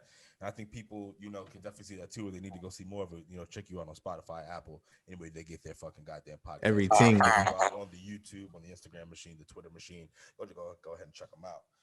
Now back on the racism tip. Yeah, we saw y'all out in the field, bro. What happened? I seen pictures of y'all. We was out there too. Oh yeah, that was Los. Los was out there doing the good fights, or like talking about like going to the poet spots, right? No, the protests and shit, I guess. Okay. Oh, we're gonna pivot into that one. Yes. That was let's talk about it's that. crazy. It was crazy, man. It was crazy because I felt like I was a little hesitant. Keep talking. I'm like some insight. Hold on. Yeah, I was a little hesitant going into it because, obviously there was a pandemic and shit, and I didn't. Obviously, I'm in support, obviously, of the advancement and the acknowledgement of Black lives having some worth. You know what I mean? So right. So I'm obviously in that. So I was still, and I feel like I was supporting that agenda through the pod because we've been that way from day one. You know what I mean? How can we help Black people? How can we help give people the tools to educate themselves, to apply themselves, to give them gems? Right. We've been there. Right. So I was like, I've already been doing this. So I feel like I didn't, not that I didn't need to, but I shouldn't rush out there, And then when I finally went to, one out there, actually one upstate, I did a protest on a spot that I'm actually going to be moving around to. So that's actually pretty fire that, I was like, yeah, I protest these streets. These are my streets. You were apartment searching. You didn't even know it. Yeah. Right. So, we took over major highways and we just walking like crazy. You know what I mean? Right. So the video that I did on, for IG, that was like maybe like five or six different protests. You know what I mean? And that was mixed in together like compilation style. And that was still some of them that I didn't even go to, that I didn't, because I'm not doing this for the likes and shit like that. You know what I'm saying? Right. I did this shit just for the message, but I thought that I also should, capture what the fuck this means to me. And that's why I did it in all black and white. Like, you know what I mean? I wanted it to be powerful. I wanted to, because to me, it's like, as a millennial, as a 90s baby, this is my interpretation of a civil rights, right. act. You know what I mean? Like, is our social justice. You know what I mean? Right. We're fighting for this just as much as like, not saying we're going through the same things, You know what I mean? But it's the same fight nonetheless. Right. Right. You know what I'm saying? Right. We've been screaming Black Lives Matter, brown people matter for how long? Right. You know what I mean? Right. So, Exactly. you know what I mean? So that's number one. But, you know, I did the protest and I felt like, yeah, this is what needed to be done. And I felt like it was dope seeing when the ones I went to in Long Island, I felt like it was dope seeing like other people there, other races. I didn't know, I'm not the one to be like a Nazi of the shit and like, you know, find reasons to knock people because they're going to support. You know what I mean? If they're trying to be fake allies or if they, we don't know who's really down with the shit. But I'm not. That's not me. That's not my place to choose who's doing that and doing that. But it was good to see a lot of people, whether it be trendy or not, going out there and protesting this shit. Yeah. So, yeah. Here's my thing. We need real change, and I'm sick of protesting. I'm sick of every few years us having to go out here and protest some shit when it comes around What's election your year. alternative? Malcolm X, Uzi in the Well, the alternative is really simple. Uzi in the window. The window. the alternative is not believing these politicians and get people in there who's really going to enact change. What I mean by that is, how many times have we been? So we protested this election cycle when Trayvon Martin, when Trayvon Martin kicked everything off. Was that an election year too? 2012. Yeah. Yeah, that was. Another question for y'all. Ferguson, fucking. Yeah, Michael Brown. Yeah. Yeah. Another question for y'all. All this money that's been donated to this organization. Where's the money going? Where's it going? Just like our taxes. What's it doing? Who's it helping? You find out that George Soros, this old white man, is actually was the one backing it. Yep. What is the real agenda of it? Is my question. Because my thing is, you don't do any. You're hiding under the what umbrella. If we continue to have the same marches about the same thing, then obviously something ain't working. You got Amy Klobuchar was on there running for president. The bitch said, fucking Black Lives Matter, we got to change police and yada, yada, yada. Do you know why George Floyd happened, gentlemen? Do you want to know why? Because fucking Amy Klobuchar, when she was the fucking AG, when she had the opportunity to fucking prosecute these men, she didn't take it. Right. She let them continue to be on the streets. So my thing is, what are we doing? Are we building or are we bullshitting? Make it make sense to me.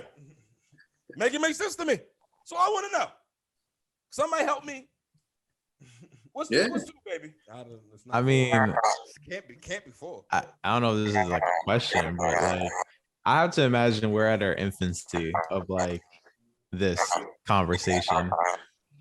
And like what you're demonstrating right now is just like education, you know what I'm saying? And eventually it's gonna get to the point where who we vote into like these, all these different sectors and shit like that. It's important because those are the ones that will in fact make change. But motherfuckers, when they're young, they don't give a fuck. That doesn't pertain to me until I hit that maturity age. You feel me? Like, I don't know. And I hope through this generation that getting educated is just a more of a norm. You know what I'm saying? Like with Trump and shit like that. Like I feel like more people were like, nah, I feel like I need to get educated and understand these little things.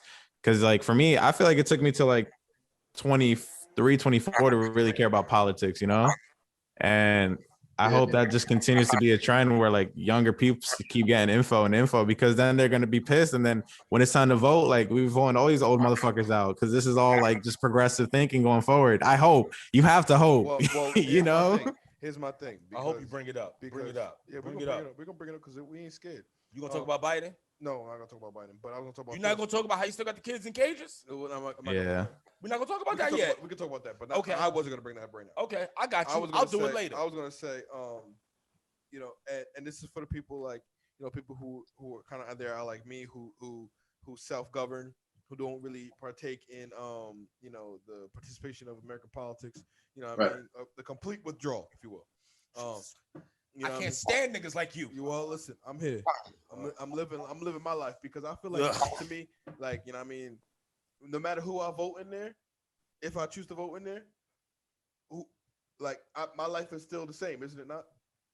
I've never seen my life. Nothing changed in my life from Obama to Bush to Trump. Well, one, it starts on the local level, but you got to vote the right people. But continue. I ain't gonna cut you off. Go ahead. Bro. Yeah, but anyway, so let's My talk boy about the like. over there, he's ready. Thanks. I mean, I know Dean ready. I know, and because because I'm a living embodiment of it. That's why. And it's like we really have these arguments. And it's like, to me, it's like, okay, is voting really gonna solve it? Is it? Do we know that? I mean, it's motherfuckers put Joe Biden in office. I don't want to hear it. I put Joe Biden in you office. Motherfuckers voted Joe Biden in office. Gave me 1,400. Who built the cages, Joe? Who still got the cages operating? I don't give a motherfuck. Then he comes. Didn't Barack do that though? He's still under that administration. He keeping it going. He keeping it going. Oh yeah, it was Berizzi. It was but Joe Beasy still keeping it going. What's going on with it? Money back. Why Joe. is it? Listen. You have so many unaccompanied kids, unaccompanied migrant children. Do you know how many of them are going to go into human trafficking, sex trafficking? Right. But we just think because the man's got the D in front of his name that he gives a fuck. Come on, son. That's the issue, my point. That's my point. That's why I feel like I self-govern, because regardless of who, if it was Republican, you or Democrat, niggas self-governing, not voting these niggas out, putting the right motherfuckers in. Right motherfuckers like who? In order, like, politics is a dirty game. In order to succeed enough to be a senator, a governor, a president, you gotta play dirty. All right, Yeah. I had a question. Yeah. You gotta be a slave boy just to get your name on the ballot. Big Tone and Dro, do me a favor. Y'all let us know what y'all think. Y'all go ahead. We gonna be quiet. Y'all do y'all thing. Let's let the people get a little taste of Simply2Mellow real fast with that topic. Yeah, conflicting ideas. What do y'all think? Yeah, I feel like we never talk about politics. So we're gonna talk about it today. I fuck with Tone. It's fucking it's so with what Los is saying, yes, it's I feel like a lot of people have that same thought process where they're like, yo, regardless of what the fuck I do, like nothing's changed from Bush to Obama to fucking Trump to, you know what I'm saying? Racism still here. Right. Like a nigga. You know what I mean? And like, what Dean alluded to there is like the local shit is we really gotta tap. Like I feel like it's smoke and mirrors. Like we know we gotta do the local shit, but we really just like get fed all the big, the big two-party joint. But the national things, what's going on in Washington, what's going on at the Hill. Right. Fuck. So when you live in Wisconsin. All right, so let's talk about the media real quick. I mean, it's no fucking secret that what they get paid off of is views and ads and all that bullshit. How do they get views and ads? Scare tactics. So all they do is just fucking create this narrative, scare the people so they can get people watching, whatever. They don't really say what's really fucking happening. Like, and I think what Dro was talking about earlier with education is like, I feel like now, maybe because I'm at that age where I'm more aware of it, and as he was saying, he's tapped in a little bit more too. I feel like there is hope that the generation, or you would like to think that the generation coming is realizing that, and then not just fucking being glued to that media shit and getting fed all that, and actually looking to what's happening locally, researching people, who's doing this, who's doing what. And I think the more people start educating themselves on like the local shit, they have a better chance of pushing with, their views out there, or like putting people out who don't deserve to be there. But it's just a weird balance of education and what the media is giving you, and it's a weird fucking place. Politics, like people get uncomfortable even talking about it. Like the fact that it's even like an uncomfortable conversation, like it's don't duck it. Can't duck it now. I feel like politics is too crazy of a subject to only be defined by like two parties or like the way that they run it. You know what I'm saying? Like, I don't think it's the most optimized system in the world. When they write that shit on Feather, I don't know. It's just what's up? like, yeah, like rebuy this shit gotta be like Like, you feel me? Like, it's like the system is out of date, it's antiquated, there is obviously it is a system that wasn't built for all of its people. So to me, it's like I get what like And that's Los where is it starts. saying, where like it's like fuck this, like it's just not gonna change. And to a point, you're right, it's not gonna change. But at the same time, you can't really stand by and just watch motherfuckers fuck your life up and the future of your kin. You feel me? Like, you gotta How? change How something. if I put on for me? Like, that's just, you just gotta spread that education. If I still bend the rules of the society, I still work my way in and build my generational wealth. You know what? I'm gonna say something, but like with a disclaimer that when I think of logical solutions, I don't think with emotion. I just think of like possible like anime style shit, right? Right. So it's like, I mean, the system would just have to get changed, whether it be mutually through conversation or by force. I don't know. You feel me? Like, it's just like, by force. When was our last amendment to the Constitution? Recently, we make amendments all the time. Okay, well, what I think is like, I think there's You're always adding something. Okay, we're always adding something, but there's a lot of things Are we we? still need to take I out. gotta look that up. We still have slavery written into the Constitution. Yeah. And the fact that we, Wait, time about. You said the Constitution? Yeah. No, we don't change the Constitution. Okay. Constitution stays untouched.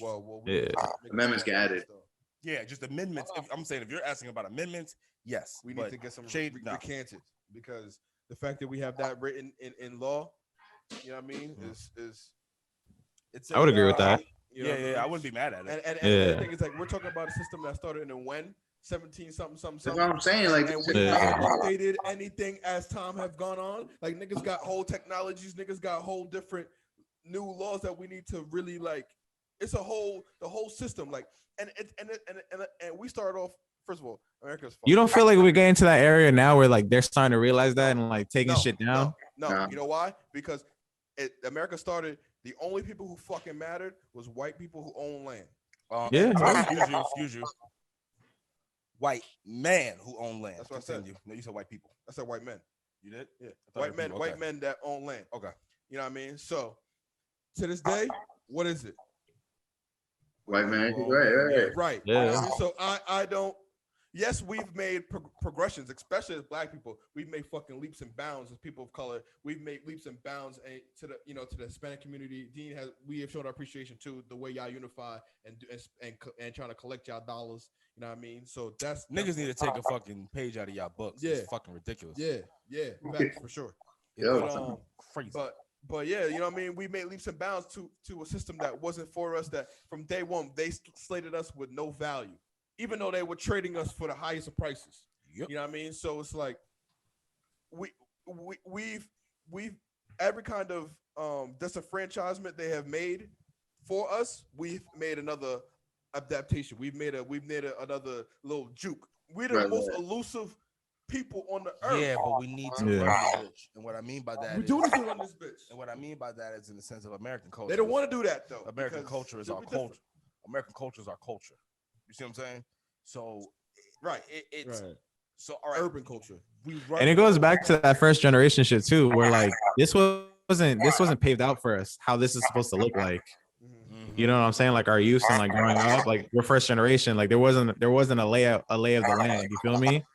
So you're going through this like for the first time, and like like the feelings that you get, like they're so strong because like you don't know what else you're gonna fucking do. Change the whole like government, bro. Like I don't know. Some people do want to take that shit on head on. You feel me? And like much respect to it, but I feel like it's just like a wall that you just keep running into. Like, bro, like the fact that we have to scream Black Lives Matters and this, like, what the I mean, the fact that slavery is still mentioned, like, I feel like once I realize I fucked up as a nation, I'll be like, yeah, let's take that out. Let's take that out. Globally. Not even saying that it's not fuck a law. Fuck a law. Yeah. We're saying it is heinous on a humanitarian level. It's still happening. On a humanitarian level. It's still happening. So fuck a law. Sudan? Yeah. Libya. You know what I mean? It's crazy. You know what and then they want to like my thing too is like, bro, you said white men that own land, right? Built on the backs of Black people. Right. Like, and I seen the plantation. I seen the plantation that my father's like great grandfather, some shit like that. I've seen it. I saw the plantation. That's crazy. Yeah. Yeah. Seen it, Yeah, walked nah. on it, saw the barracks. So he's a fundamental a foundational Black American. And, Wow. We're gonna hold on. and So I'm- you're gonna peg me. And I'm not pegging. Okay. I'm acknowledging. And I'm, Don't put me on the Tyreek Elite shit. He hates me. No, I hate him. No, I'm just saying you're that's I am. I yeah. would be considered that. Yes. Right. And and I'm first gen. Obviously, my parents are from Guyana. So yeah. So like that's our. I walk around with a really different kind of chip on my shoulder. He does. Like listen. You know what I mean? Because I'm over here blending two backgrounds, two different Right. cultures. Yeah. And he's just rooted in his one. You know what I mean? Because I'm. What else do I have? And what I mean by that is, and I don't fault you for that. So you are a Black nationalist. Well, what else do I have?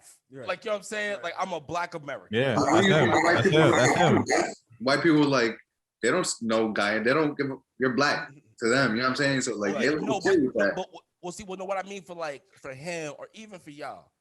Y'all have a culture not based in America Right.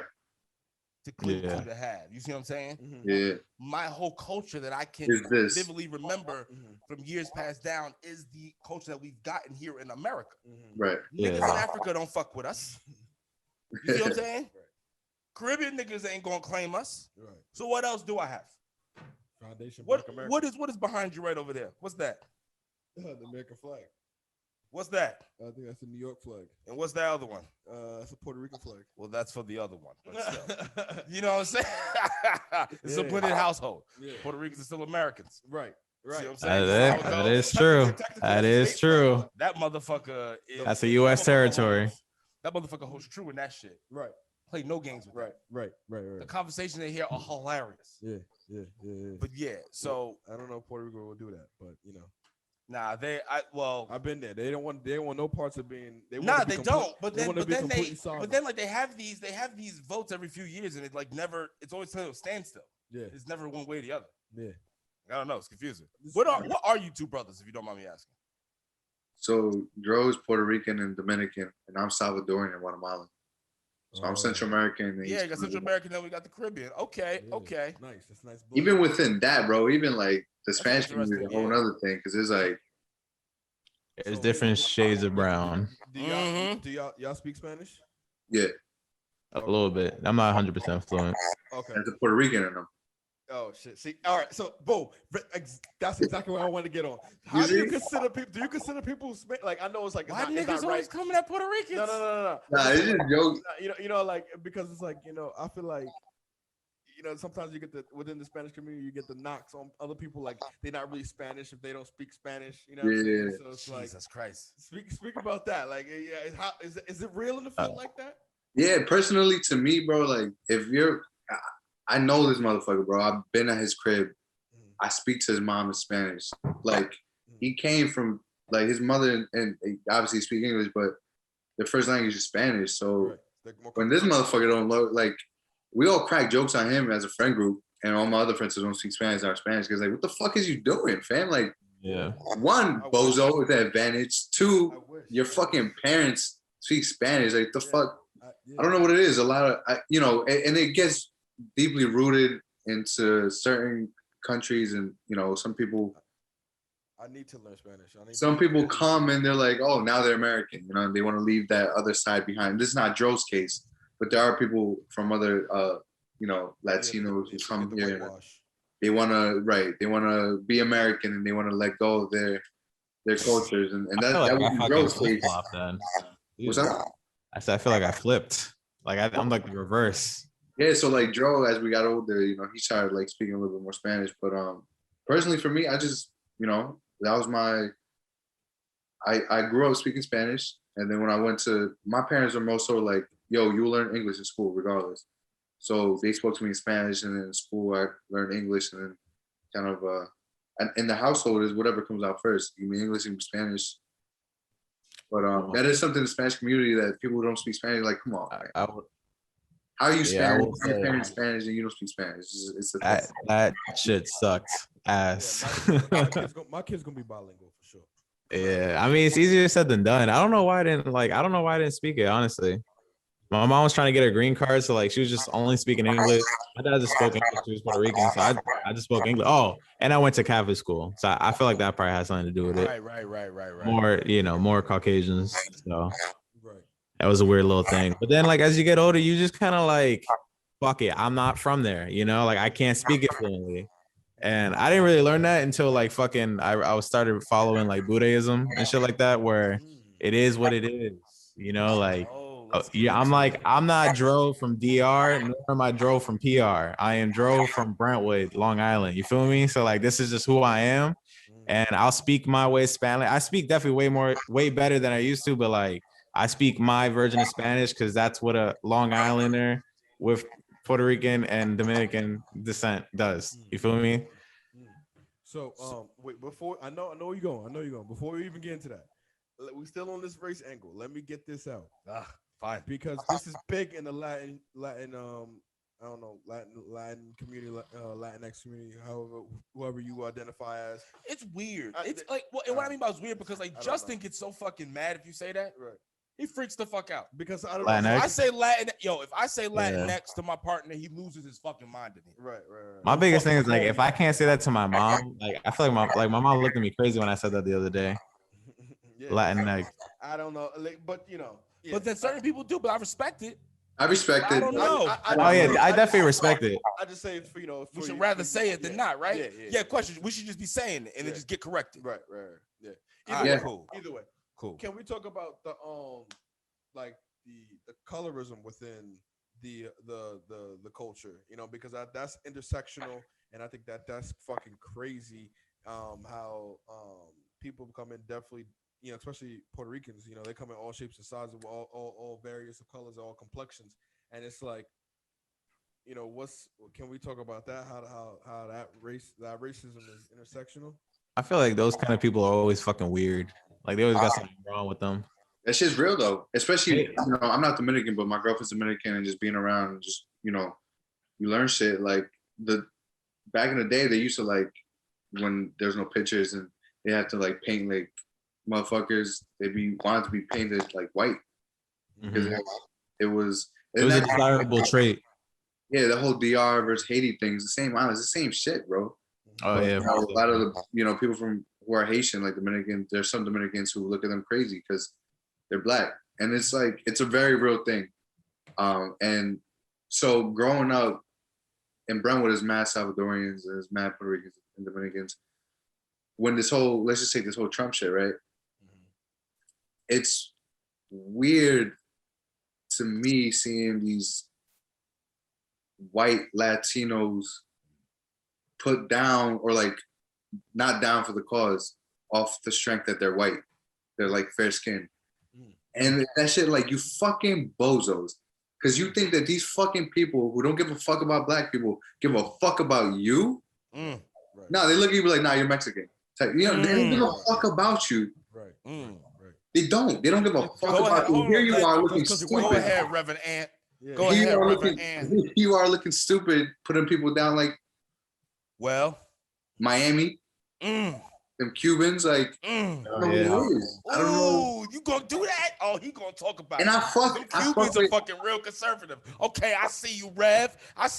Get in the bag. All right. Fix the light. Gotta fix the light.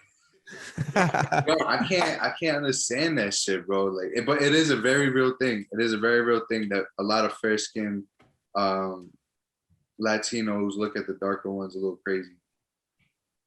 Yeah, I'll never understand that shit. And it's crazy, because Dominicans come darker as me, or they can come white. You know what I mean? So how do you really, and Cubans too?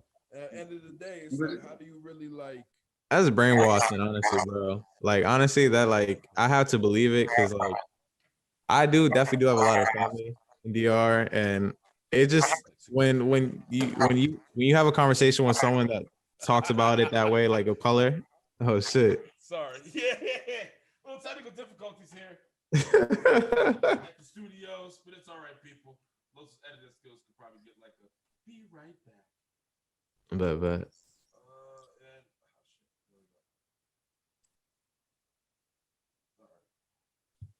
Yo, Tony, what you sipping on? Little brown water, a little douce. Okay.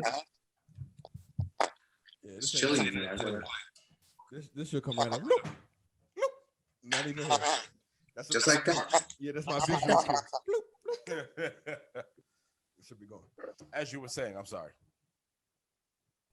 No, I mean, I was just saying that like colorism for sure is 100% real, especially like in the black culture. But I was just saying that I feel that those people that preach that kind of thing, or you usually tell that they're like brainwashed of some sorts, whether it be media, like word of mouth, and they just believed it. Like, Bozos. yeah, pretty much bozos. Just because, like, black, brown, like we all fight the same struggle. And we also respect the same struggle. You know what I'm saying? Like, nothing would be accomplished if it wasn't for black people. And that, of course, goes through different, wherever the fuck you come from, Caribbean, like wherever it is. And you got me in my bag now, because now my follow up is how Afro identifying are you two personally within your Hispanic culture, or like how talk about that dynamic. Like, yes, you are Hispanic, but you gotta understand, like, you are a mix of, like, Yeah. you know what I mean, this Afro identity and this colonial, like, mix. I feel like that could be a little bit of a loaded question. And hold on, before either of y'all answer, this is what I mean. But this is what I mean by that. I told you I'm in my bag. So it's like a satchel. I got you, but Man purse. I may try to poke a little hole in it, just to. Why would you do that? Just because I think it's a little bit of a loaded question. What I mean by that is, and I could be wrong, and it could even help you out. So when you say Afrocentricness, right? What if it comes from more of the Spanish background, from Spain? You see what I mean? Right. Like obviously, like, I'm not gonna make any assumption. Like, I can make one quick assumption. I think without being disrespectful, I can see Dro's hair. Maybe okay, he's got something going on, but I don't know. But I mean, especially. But it may not. But I just think that we live in a time where we may assume that it's Afrocentric, but it may not be Afrocentric, and then they get their own hate off of that when they're not even hate. But it's just like Perception, 100%. That's definitely plays a part in it. 100% plays a part in it, because that same question, like, it's easy, but it's hard at the same time. Like, my skin is the most darkest in the world. You feel me? So like, I have to. I'm not juvenile or just juvenile to the thought that, like, if someone gets offended that I identify as black, I'm just, I'm gonna respect it. Like, all right, like we can agree to disagree type shit. You feel me? For me, like, my Dominican, you like, have some black in you, though. I'm not gonna lie. I didn't want to say. 100%. Yeah, for me, like, go. I recently just went through like an awakening where, like, I'm black. Truthfully, like, that's just, I'm gonna identify as black. If you look at, like, I don't want to use this example, but like, if you dare look at my my aunts and uncles, like, they're black. You feel me? My mother just so happened to be the white one of 14 dark sisters, and then my father's Puerto Rican. So you know what I'm saying? Like, the math there, the genetics is just pulled out. But for me, like, with common respect and shit, like, I'm black. That's just what it is. Of course. And if I have that conversation where you're saying, Dean, like, like, if they make assumptions, like, nah, we can have that convo, and I'm ready for it. And I'm educated personally myself, because I'm tired of those, like, I'm tired of feeling insecure about it. So how do you not be insecure? You gotta do your research. That's just all it is to it. Hold on, can we talk about that? What would make you, like, I guess me, someone who, like, I pride myself in being educated in blackness and black people. Like, if I saw you, I'm talking to you, and you like, yeah, Puerto Rican, Dominican, I'm black, whatever the case may be, I just be like, okay. You know what I mean? Like, it wouldn't really I know black, papi. I'm Dominican. I wouldn't, but it wouldn't be a conversation. So I guess what I'm saying is, I'm confused why you would even feel insecure in it. You know what I'm saying? What was going on that you even felt insecure in that? So this is a perfect example, because it's going back to colorism, where the communities are they're so different, where to get accepted by one, I may not get accepted. Like, I may get viewed by the other. And it's like the weirdest thing to say it that way, but it's truthful. Like, that's like, when you're growing up, certain people will guide you a certain way because this looks prim and proper, but it's like, why is that the case? Right. You know what I'm saying? Like, hair textures, or why are you always straightening your hair type shit, or like, little things like that. Like, why does your makeup always look whiter? Like Like you question shit as a little one, and you grow up and you realize, oh, they was really trying to like freak their shit to look like a white person. Look white, right? Exactly, and that's a real thing. In some Latino cultures, sorry to cut you off, Joe. And I guess like the Afro thing is more prevalent in like the Caribbean, in the Caribbean countries. Central America, you got Panama, they got black people, bro. Even in Guatemala, there's like certain parts of Guatemala, they all have like nappy hair. Right. Like they're black. They're black. Yeah. Call it what it is. And I guess it's more so in the Caribbean cultures because that is, you can see like a lot more black or like Afro Latinos. So in Joe's case, to speak, I guess for him, just being around him, he's lighter than me, but he has a fucking fro. Yeah. Huge lips. Like it's like if and the same. It's that ass though. Like it really is. But like, it's weird because you have like he has like the fair skin, but the fro and like for him was always confusing. Just like black feet, like black features, black centric features, and it's like, you know, my features oftentimes conflicted or clashed with like the preferred image. Let's say, for example, right? So for mad long, like I would season my shit, and I was like, I don't want to season my shit no more. Like I really want to grow my hair out. Like what the fuck is wrong with my hair? And like it's kinky and shit. And it really wasn't like my parents or nothing like that. It was more like, you know, like my parents are working all day. I'm at a Catholic school where I have to like do it a certain way. I can't. Afros are frowned upon. Facial hair is frowned upon. All that shit. Like I can't wear like things that like colored people would wear. I can't wear shit because that's like not the whatever the rule book shit or whatever. Yeah, your natural. You're fighting against nature at that point. Yeah, that's, you know, that. And it's like I personally, like as I'm growing up, I'm first generation. I don't have much family around me personally. So like although I may look very black centric ish, I don't know, whatever the fuck, I at times was conflicted because I don't know what the fuck I am. First off, I'm always around these white people, so I don't really know who I really am. And then as you grow on, you know, you do research and you learn about your culture and my background. This is where we're talking about where it's flipped, where a lot of people will stray away from their culture, but I'm like, nah, like I want to know how Dominicans are rooted and how Puerto Ricans are rooted and how Americans are rooted. And that's where I'm at right now, where I'm just respect to just black culture as a whole, because a lot of music, you know, like reggaeton and all that shit doesn't come without black people. You know what I'm saying? Or black culture. So it's black culture, bro. Everything is much. Like, and if you're a real like Hispanic or a real just, you know, person of color ally, like you just know that. You know what I'm saying? Like real recognize real. I'm not gonna fight that because that is the fucking Bible. Every Tuesday. Every Tuesday where you can find all podcasts. Facts. Simply2Mellow. SIMPL. And just to tie that up real quick, bro. Just to tie up the colorism, it's a very real thing in Latino communities, and it's the dumbest shit ever because if you think these white people give a fuck about you because you're fucking white, gotta speak some Spanish in front of certain people. Go ahead. It's a you know, watching that exchange sometimes to me is wild. When you see white people get incensed when someone's speaking Spanish. Yeah. This is America. Step your shit up. But it's like, but you know what? It's like, listen, if you live in bumfuck Utah in the middle of nowhere, I can understand if you got a little upset at that. Mm-hmm. If you're at somewhere and then the business is only that, okay, maybe you have a little bit of a leg to stand on. But if you live in a major populated city where you interact with Spanish people every day, you got no suck a dick and die slow and get over it. Like no one gives a fuck. No one gives a fuck about your feelings. Like just learn Spanish. To be honest with you, that's what you really just learn it. Really, like that's what I'm trying to do. Yeah, me too. Trying to get my shit together. Bro, it's such a weird thing when I'm out. Like that. But like, do people really? Because Long Island is, you know, obviously really like, you know, undercover racist. But like, you know, how many side eye looks do you get when you just be having conversation in Spanish? Fam, I'm ready for it. Like, it's to the point where I don't know if I'm wrong for this, and like it bothers me that I think it's more so when I'm with my mom, right? When people are like, I'm like, when she's speaking Spanish, she's on the phone, whatever, bullshit in Spanish, I'm ready, bro. Like, I just want somebody to say something to her. Because it's not gonna go well. You know what I'm saying? Like, and the fact that like I'm even at fucking Target, whatever fuck, expecting that or like on edge, waiting for somebody to say some shit. Like that's just not okay. Especially from fucking Long Island.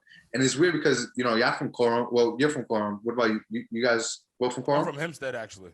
Oh, okay. So Hempstead, Coram, Brentwood, Spanish and Black communities. Yep. Long Island is fucking weird that you fucking go, fam. So Brentwood, we got CI. CI is the same shit. But right next door to Brentwood and CI is also Hop Hop, which is the complete like opposite.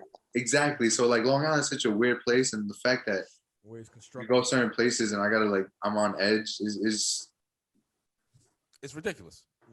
It's crazy that I used to mess with a girl in Seaford and Watog. That shit is different.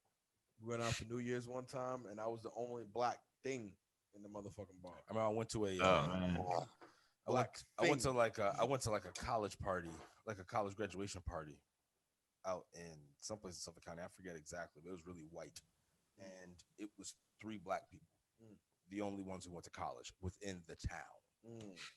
Damn. In the fucking town, like it is.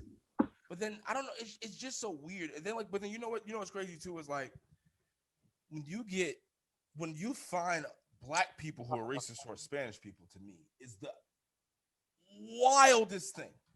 Because like listen, if we're gonna be real, America, we're gonna be real, baby. There's African speaking countries there's African countries that speak Spanish. Who are you to shit on these people?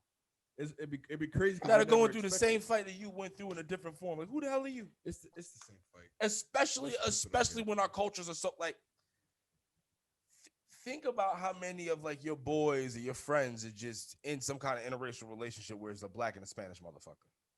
Yeah.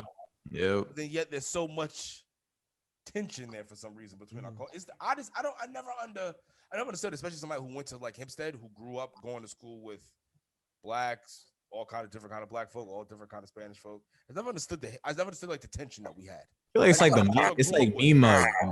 Like they just meme mug each other. I guess like that's like the perfect way of explaining. You know what I'm saying? Like we're just 2 types of strong people, so it's like like it's my way or it's no way type shit. Like I have, you know what I'm saying? Like yeah. I gotta, I respect it, but I never understood it, and we would be remiss if we did not. At that point, you know what I'm saying? 100%. Because we being real out here, niggas gotta get their shit together. And that's just ignorance, true. Like once people realize not to like to stop the ignorance, bro, like there's nothing that can stop us. You know what I'm saying? And then it's on both ends, like I said, 100%. Everybody's giving each other a mean, but we got to understand that in order for us to do what we need to do, we got to do stuff like this. 100%. That's a fact. But then conversations, different backgrounds, and then we got to say this, and we got to say this. Big Pun should be in everybody's top 5. Oh. And you know what? I say this. It may sound crazy. If Big no. And hear my point, because it's gonna tie right into this conversation. If Big Pun was black, they would be saying he's top 5. Yeah. But for some reason, he's not in everybody's top 5. Make it make sense to me. Yeah. Damn. I ain't gonna lie. That's a hot take. You got to take away home. That's a doggy treat. You take after the episode. Yeah, I can think about that one. That's lying, bro. That's one of them ones. No, it's not. This. I've been saying that for a minute. I've been saying that for a minute. If he was black, that clash between him and Biggie, hey, that'll be different, man. That's all I can say. First of all, can we talk about the gangster of Pun? It used to be. It was Pun and Joe would be running around legitimate hip hop, fucking people up. 500 pound Pun, 350 pound Joe. Yeah, man.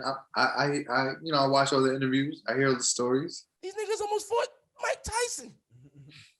They were gonna do it. Yeah. I fuck with them niggas for that. Coca. But then Pun's just bar. Like I don't know. Like it's this whole like you gotta. Racism is so deep rooted within America, in every facet. It's that it's supportive everyone, of it. but I feel as if like we're in this point where in America we're not even trying to be right. Everyone's just trying to get to the point they can be over someone. They don't want to be equal. No. Well, And that's our issue. That's our issue. That's the main root but issue. it's, And so that get cured and nothing it gonna never happen. was made to be equal. So No, but I'm talking about all people, everywhere. Any American. It's just so deep rooted that we don't even.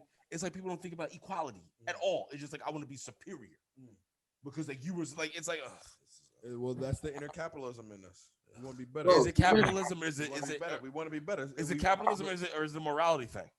I mean, well, the competition is there fiscally sometimes. You know what I mean? So it's like you can. Is this a fiscal? It comes down to more of a fiscal thing. It's got to come down to morality. What do y'all think? Morality. Before, here's my. It's a weird thing, bro. Like, I think it's just human nature that you just want to. And this is, I guess, tied it all to racism. It's kind of like where that shit stems from. Really, everybody just want to be superior to everybody else. Like, me, and my culture, we're the fucking shit, and it's just what it is. And when you were saying the shit about the rap music with Big Pun, it got me, got me thinking, and part of me for like switching the combos just a little bit. But something I've been thinking about a lot lately. How do you feel about being a creative coming from Long Island? Because the boroughs don't really jack Long Island, bro. You go on the radio station, they shout out Connecticut, Jersey before they even shout out Long Island. And if you want to keep it hip hop, EPMD, Keith Murray, Rakim, like there's history in Long Island, like in the hip hop scene, and I just feel like nobody ever jacks Long Island. Everybody cracks Long Island. Like they think Long Island is like the Hamptons, or they think like, like people from Brooklyn and Queens, bro. I went to Stony Brook, so most of my friends were from like the Bronx and all that shit. And they, Long Island's whack, whatever, this, that, the third. And even people who live in Queens, I'm like, fam, what bridge do I take to you? Brooklyn, what bridge do we take? And that's why I wanted to say. All right, Dr. Tony. I think it's all right, Dr. Tone. It's a geological misunderstanding going Queens, on. you're fucking Long Island. You know what I mean? You just happen to get fucked with New York City taxes. Fuck you. Kings County is the head of Long Island. Right. You know what I'm saying? Technically. I just feel like people never jack Long Island. So as creators coming from Long Island, how do you guys have you guys ever like thought about that? Like, is that something you guys like come out with like, we're Long Island, or like you guys just do your thing?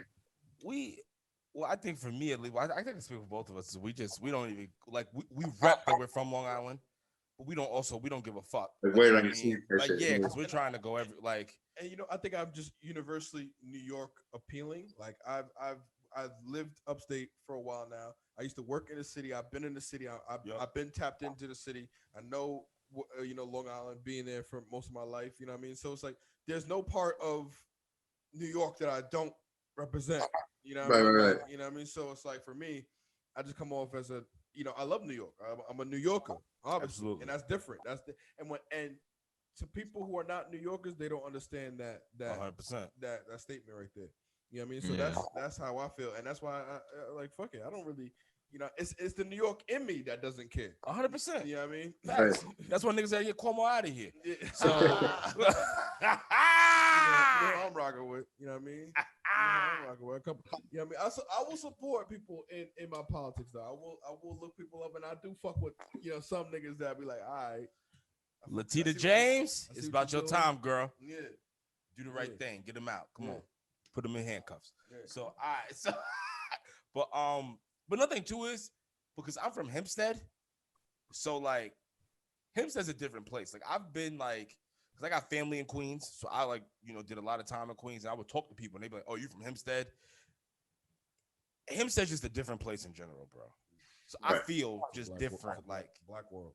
Like it's all dark hole. It's like it's just a black and Spanish mesh of just everything, bro.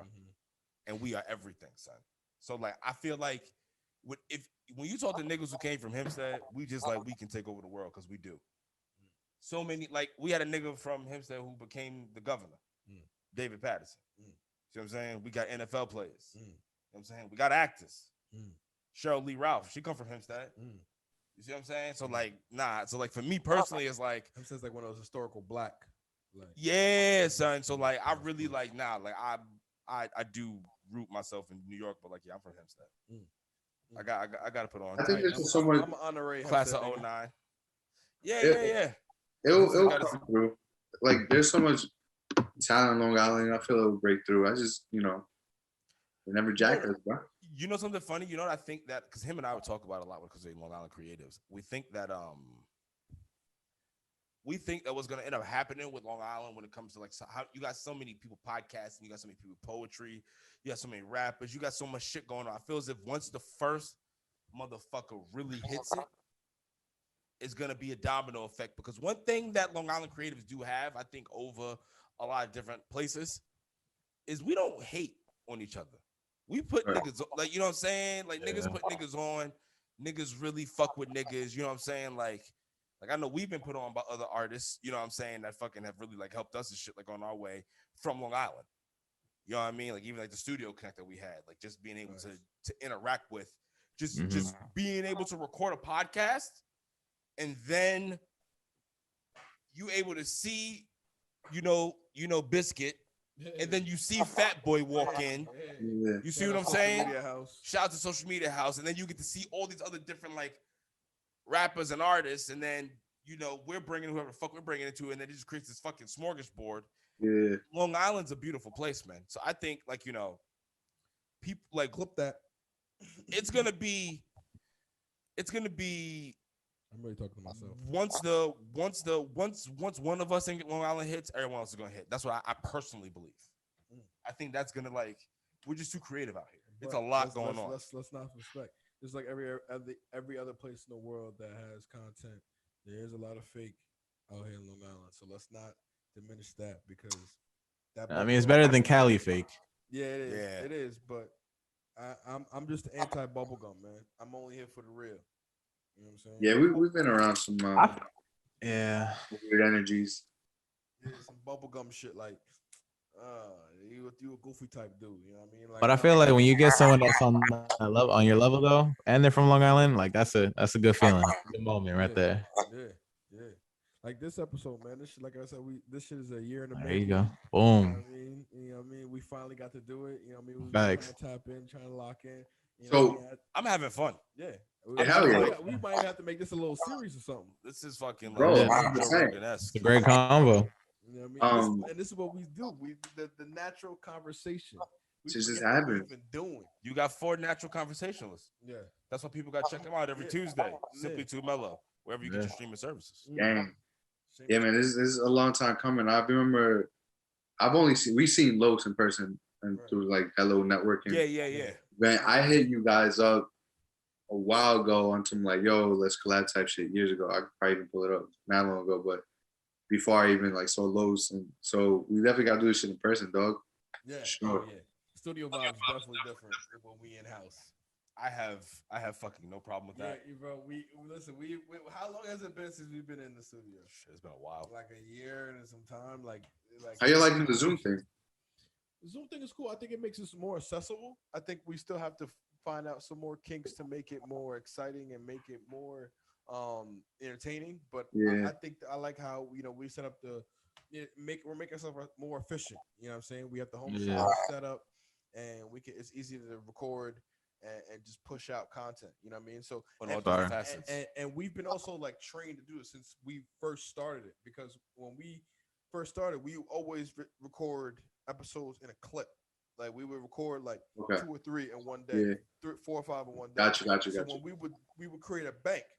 So now that we have the home kit, like it ain't nothing to really take the whole day and make 8 episodes and make them shits look like we did them shits over a span of 8 weeks. Right. You know what I mean? So it's like it's dope because like we're there's different phases of the progression to monetization of a hobby, interest, podcast to be specific. You know what I mean? So it's like, you know, we're both on different avenues of that path. You know what I'm saying? So, and there's always, you know, we have the same plights as creatives. You know, self-esteem issues. You know, the perfectionist issues. You know what I mean? But then it's like everyone has their own fight. It's just so creative shit is so fucking weird. You know what I mean? Like, I don't know. Like, I was talking to him about it, and I said, "Yo, I feel like it's like you just get beat up, and then you get hugged, and then you get beat up, and then you get hugged, like putting out this creative content shit. Because then it's like, you're like, do these people care? Then you're just like, fuck it, you got to keep doing it. Like, you know what I mean? Like, who cares? You know what I'm saying? Like a toxic relationship, right, son? Two views, 4 views, 8 views. It don't even matter. Just keep fucking doing it. And don't go against algorithms. You go against algorithms, that your whole shit is just taken. You're just like, what are we? 1 view, 10 likes. Yo, I'll never forget one time we posted some shit. Los hit me up. He goes, what are we doing? And I was like, I don't know. I said, but we can't be this bad. There's got to be something else that we found out. Oh, I low key think we're shadow banned. Like, low key, I think we are too. There's bro. That shit is real as fuck. Especially if you one fucking like, 1 view on it, but it'll have 35 likes. Bro, if you say certain keywords, that's it, bro. Game over. If you do hot takes, it's RIP sometimes. Son, they fucking. I had made a clip, just talking about racism. I tied it into this whole white supremacy, even to stop Asian hate, all that shit. I tied it into all that, right? I posted, had hashtags, all that shit. Did you know it posted video but didn't keep any of the actual writing in the hashtag? None of that shit. I hit Los up and I said, what the fuck is going on? The government's after us. These motherfuckers are trying to kill us. I've been looking for it. But so early in the game, like, can I get rich before you take me out first? Well, fuck, man. You know what I mean? It's fucked up. Let me leave my mama with something. The only way I'm going out. Then this life insurance policy. It is worth a pretty penny, but I can give her some more. Right. You know, It's such a weird thing. We live in a fraudulent world. You know what I mean? If you tell the truth, you see what happens. You know what I mean? So for me, I'm coming to that realization is that if I keep my journalism and my broadcast the way I want it to be, and how I want people to know the real truth and expose this society for what it really is, I know eventually that, you know what I mean, they're gonna try to disenfranchise me. You know what I mean? They're gonna try to take me down, slander me, assassinate my character. But you can't break me, nigga. I'm Derek Fisher, nigga. I'm Antoine Walker, nigga. Fuck them. Bro, this shit. Man on fire. We go through the same shit in terms of putting that shit out. Like, what the fuck are we doing? But hey, man, this shit's fucking beautiful. You know what I'm saying? Like, this shit is fun and like, fam, this shit don't work out. Okay, the fuck, I had fun doing it. You know what I'm saying? Like, absolutely. And there's like a lot of motherfuckers out there who you know, it's funny because like when we first started, there's some people who I was like, why are you doing this? Like, you know, what are you? Yeah, word. Years later, they come around like, yo, like, you know, it's fucking ill. Like, you know, I've been thinking about this at the third, and I'm just, yeah, it's love, bro. Go ahead, do your thing. You know, like, and I show them the ways. Like, yo, this is what we got. Use this shit. So hilarious. Don't you love it? Don't you love it when that shit happens? Niggas asking you, and then a year later, then they're just like, oh, how do you do this? It's like, interesting. Hard work. I guess we weren't that bad after all. Yeah, no, this shit is beautiful. And like with the algorithm shit too, that shit is real, bro. I know we got some shit. That's the thing too. Not even on some arrogant shit, bro. We got some shit. Of course you do. I seen your shit. You got some shit. It's only a matter of time, bro. It's all, but it's just fucking algorithm. Like, I view algorithms as like you can't let a machine put value into your art. And that's it. Like, that's just it. It's priceless. You feel me? Yeah, because like your shit's gonna slap. It's just not enough people are seeing it yet because of said algorithm. But you keep, you know what I'm saying? Like, you keep producing that type of content, and then shit gonna go. You know? And you know what they'll do? People will backdate. You know what I mean? They'll. Mm-hmm. Oh yeah, exactly. And they'll feel that because yo, algorithms are fucking annoying, bro. Because they keep changing. So it's just it's always like an endless battle. I don't see no lie in that. I think that's man. place to leave it. This is someone that's stressed out about algorithms before, but like, you know, it's like perfection. You just let that shit go. Because nothing in this world is perfect. Not even You know, besides Floyd's boxing career, but other than that, Even though that last one with Connor, we know this is Yeah. count it, but everything else, yeah, Still got a Everything was solid. he got the duffel. big duffel, hockey duffel. Stupid kind of money, bro. Yeah, I'm surprised he doesn't own like. He does. No, I'm talking about like teams. Oh no. I'm surprised. No. He should. He honestly Savvy, needs to. why not? You know. How much they gotta pay you for a clean liver shot from Canelo? 65 mil. A clean liver shot. Anyone know you could 65. he could kill you. That's permanent damage. Yeah. I don't know, bro. Yeah, you're not pissing the same after that. Hands up, big boy. I'm good. 65. Your body just shut down. 75 I'm not trying to die. 75 mil. 75 mil. I'm good on that. Canelo. Your life is worth 75 million. No, but I won't die though. Piss blood for like 6 months. Listen, I do what I have to do, but I got that 65 mil. I'm a warrior.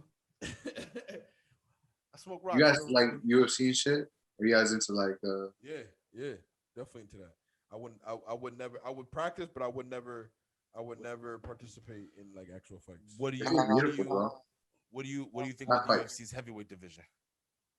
I want Francis to win this shit, bro. What? His fight with Stipe, I don't know if he'll win it. I want him to win though. He's gonna get washed.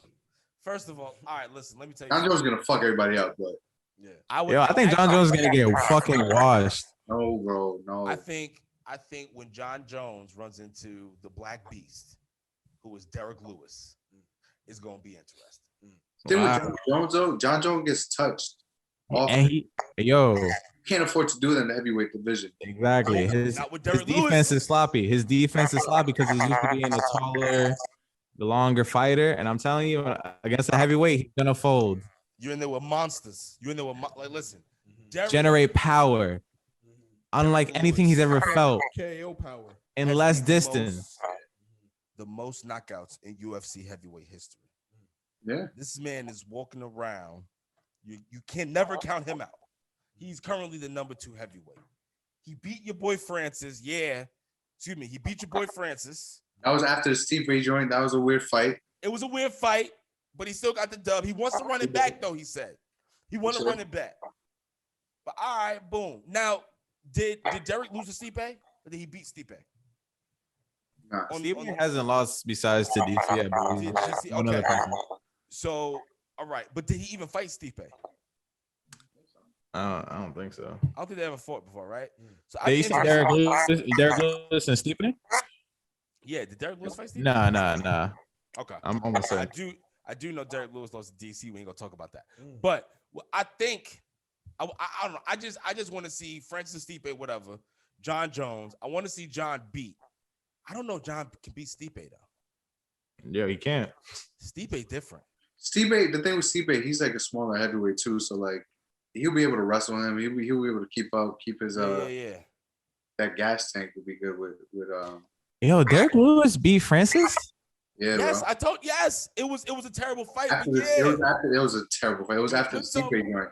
Put some respect on my boy name, son. Oh, I love Derek Lewis. Now you saw what he did to my man Curtis Blades. Son. Good night. Night. Like you said, the most knockouts in the heavyweight division. Son, Derek Lewis is a terrible human being, and I love him to death. What about the whole John Jones and Izzy? Don't say Izzy. Yeah, that's dead.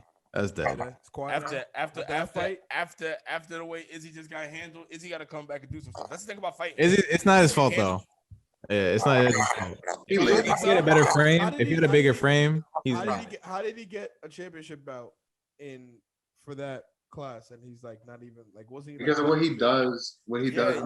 He's a star. He was undefeated in the. He's a star. In the middleweight. And then they're always trying to pitch that John fight. That's a big super fight. So, John was a full fighter, so he's just going up, and it made sense. He did his thing, and then he did. He laid on him. That's what happens. You guys ever done like any martial arts? I did karate when I was younger. I got up to like maybe like a green belt, some shit like that. Okay. And then like football took over, so. Oh, okay. It was all after that. I did wrestling in high school, and I did some jujitsu after in college and then I did karate growing up. That's the shit I'm trying to do, some jiu-jitsu, bro. That's fun. It's because I used to bounce, so it was interesting doing that shit on people, and they really didn't know what to do. That's all. Like it's fun because like most people don't know how to fight. Yeah, I want to. Most people really don't. They think they can fight. They can't. Submissions, but you know, for me, I'm more like a mixed martial arts like striker. You know what I mean? I want to know, like, I'm just naturally like that. I feel like I fuck people up. Like you do have a nice kick. Thank you very much. Thank you. My front leg kicks. Mm-hmm. I try. Okay. That's just the whole combo up. I've put people. That's the out setup? like that in college. That's the setup. I've put people out like with that combo. That front left kick, right to the front shin, pop up, a jab, a little, and then see you later after that. Most people really don't. It's just funny. Like most people can't even, like I said, like when I used to be a bouncer, I used to just get somebody in like a basic, like if I just used to come behind them, get them in like a basic sleeper, but nothing crazy. But like they didn't even know the basic of like chuck your chin, try to work yourself into my body. They didn't even do that. They would just start freaking out. You're like, good God. And you're out here trying to pick a fight with people. I'm saving your life, young man. Yeah, and that's why I want to do, like, you know, I feel like, yes, I know how to defend myself, but I want to know just more ways of, you know, once like submission and like judo. People out here really, because people can really fight out here, and you will really get hurt. Him tossing niggas, you know what I mean? Man, the first thing I do, and we're not no violent motherfuckers. We don't really get shit, but I be scoping out motherfucker ears. You got them little cauliflower joint. I'm leaving you alone. Like I want, you know what I mean, my kids, my wife, we gonna know some jujitsu, and we're gonna be and we're gonna be handy with the steel too. You know what I mean? Yeah, you gotta know how to defend yourself. That's it. It's a beautiful thing. You know what I'm saying? Like anybody listening, I suggest you guys. Besides all the fighting shit, like it really puts you in uncomfortable positions, and that's something that helped me with the podcast shit. Because when I used to do a little Muay Thai, bro, you get kicked in the head, you're like, all right, bro, like fuck, this shit sucks. So you put you in an uncomfortable position, and you're able to, you know, navigate through uncomfortable situations in real life. So everybody out there, sometimes in life you're gonna get kicked in the head. What do you do? I forgot I got my ribs broken in a wrestling tournament. In high school. God damn. Nah, I kept going because the dude was 150. It was 152 pound weight class. This dude was a fucking animal. Big nigga. Yoke, like he was a senior. I was a sophomore. It was just like I was a strong kid because they used to have me wrestle the heavyweights, but son, you talk about having to fight through some shit. That really makes you really realize if you wrestling just 1 year. It's pain. Me and Joe wrestled 1 year off the strength of like, yo, fuck it, like, man, let's just walk in here, and you know that shit was fun as fuck. Got my ass beat several times, and that's how we became brothers. Yeah, that's actually what made us closer. Isn't it funny how sports brings people together? Yeah, like we were in the same weight class, so we were like we knew nothing about wrestling. We just went because you were like, fuck it, let's try it out. And like they put us in a tournament like a month in, and most of the month was just cutting weight and teaching us basic shit. But then we were mad scrappy. We were very scrappy. Like most of our losses came from like points because we didn't know what the fuck we were doing. But you know, we wouldn't let motherfuckers. We were just super scrappy, so they fucked with us and like, all right, yo, like I wish you guys did this earlier. You guys are juniors now, but fucking whatever. Like you're here now, but yeah, that made us close. Did y'all like each other at first? Fuck no. Talk about that. He hated, bro. Like we was, you know. I was mad quiet, reserved. He was like that loud ass kid in the back of the bus, standing up, making a fool. I would say that. I was, you know what I'm saying? Sit down, nigga. Nah, but you know, yeah, he definitely hated. He definitely wasn't fuck with us. We always try to include him. And one day he invited me to wrestling practice. And I said, oh, all right. He's not that bad of a guy. This nigga was a hater. Here we are. I was trying to be love and positive and everything because I was in a new environment. My first thing is to cling to the black people there. This nigga, I'm looking at this nigga like, yo, what up, bro? Hey. I'm like, it wasn't that. It wasn't that. You know what it was? I was an offensive lineman. He was a linebacker. Yeah. He's gotta fucking die. I gotta kill him. Yeah. If I kill you, I get a spot. So it wasn't even the fact of none of that shit. And so for me back then, like I was food. Back then, I used to like, and I can still do it, but like, See, that's why I hate racists and people like that, because it's like, oh, you're so lazy and you hate. Like, I was able to see him wearing the Brentwood shirt, and I was like, I'm gonna kill this nigga. What? I mean, excuse me, a Longwood shirt. Don't you ever do that again. They were saying Brentwood. I'm sorry. I saw this nigga wearing a Longwood shirt, and I was like, oh, he's gotta die. This nigga from Long Island, these fucking Suffolk County niggas, farm boys think they better than us. I'm gonna kill this nigga. And it's funny. Farm boy.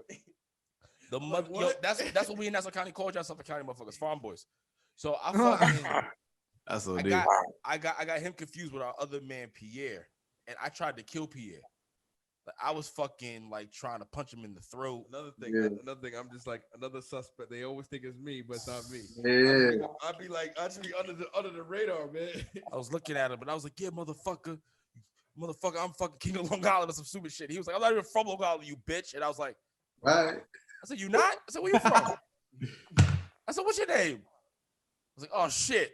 Like, I said, I'm trying to kill the wrong motherfucker. I still got to kill you too, because you play defense, but you know what I'm saying? Bro, You didn't have the same hate for him though. Nah. Your hate was different. the only sport I really played consistently was soccer, but I tried other shit. Football was fun as fuck, but I was fat at the time. Like, I was a little chubby motherfucker. So like, yeah, nose guard. I was like, wait a second. I was with these big boys, bro. It was a terrible time, but that shit low key was fun. Head-to-head collisions every single play. But that's the funnest shit. Haven't like listen, nothing was. There's no rules in there. Nothing was better. I'm in the trenches, but you know what I mean. I ain't. Nothing was better than just play. like, because I played center guard and tackle. Nothing was better than just like being on the inside, like playing center or guard, and just being able to unload on defensive linemen. Like, I'm punching you in your fucking stomach, in your ribs, on your side. I'm trying to punch you in your throat. I'm like when we fucking like when I punch and shit. Violence. Son, yo, violence at its highest. Like, and then the defensive linemen get their hands on you, try to break their hands off, and you're like turning it and shit like that, and it's all on the inside. Football is the greatest sport in the world. Yeah. I love it so much. Yeah. Closest thing to war, they say. You know what I mean? Did y'all know Los killed somebody? I killed a couple people. You got a highlight? Like, What? you got a highlight Shut tackle? our- I'm like, oh. He shut our practice down. No. First of all, and before You were shut linebacker? He was a linebacker. He shut our whole college practice down. Yeah. Well, before we even get to that, in high school, we was playing Lindenhurst. I took the quarterback out, and we won 45-0. That's a beautiful thing. Yeah, I mean, and like when I tell you I took the quarterback out, this nigga flipped. That's beautiful. That's beautiful. And then Gurney. There's nothing better than hearing that other kids get hurt. I just love it. Yeah, and I had to tell his mom, zip him up. Good. Good. You know what I mean? That's so disrespectful. Yeah, you know what I mean? And that's what I love, though. Good. Like, because, like, He said good. You know what it is? Because Zip 'em up. That is some sick shit. that's what I'm saying. Football players are fucking wild Yeah. and different. I'm going to run into you as hard as I can, hit you as hard as I can, and I want you to be hurt. And I'm going to hurt myself in the process, Right. but I want to hurt you more. Yeah, I want to hurt you. I want to take you out the game. I don't want to, like, have a forever injury, like you can't walk, but I want to fuck you up. Yeah. You know what I mean? So I you went to can't the play hospital for like a week, like a week or two. Think about get the zip them up, get the gurney. Would that being said, What was that? With that being said, you ever got like just embarrassing, just like fucking trucked by like a running back? Yeah, I'll tell you a funny story. So in college, fucking my senior year, I'm playing guard, and they call this play. So I have to pull. I got to pull. So I'm pulling out, and my assignment is a linebacker.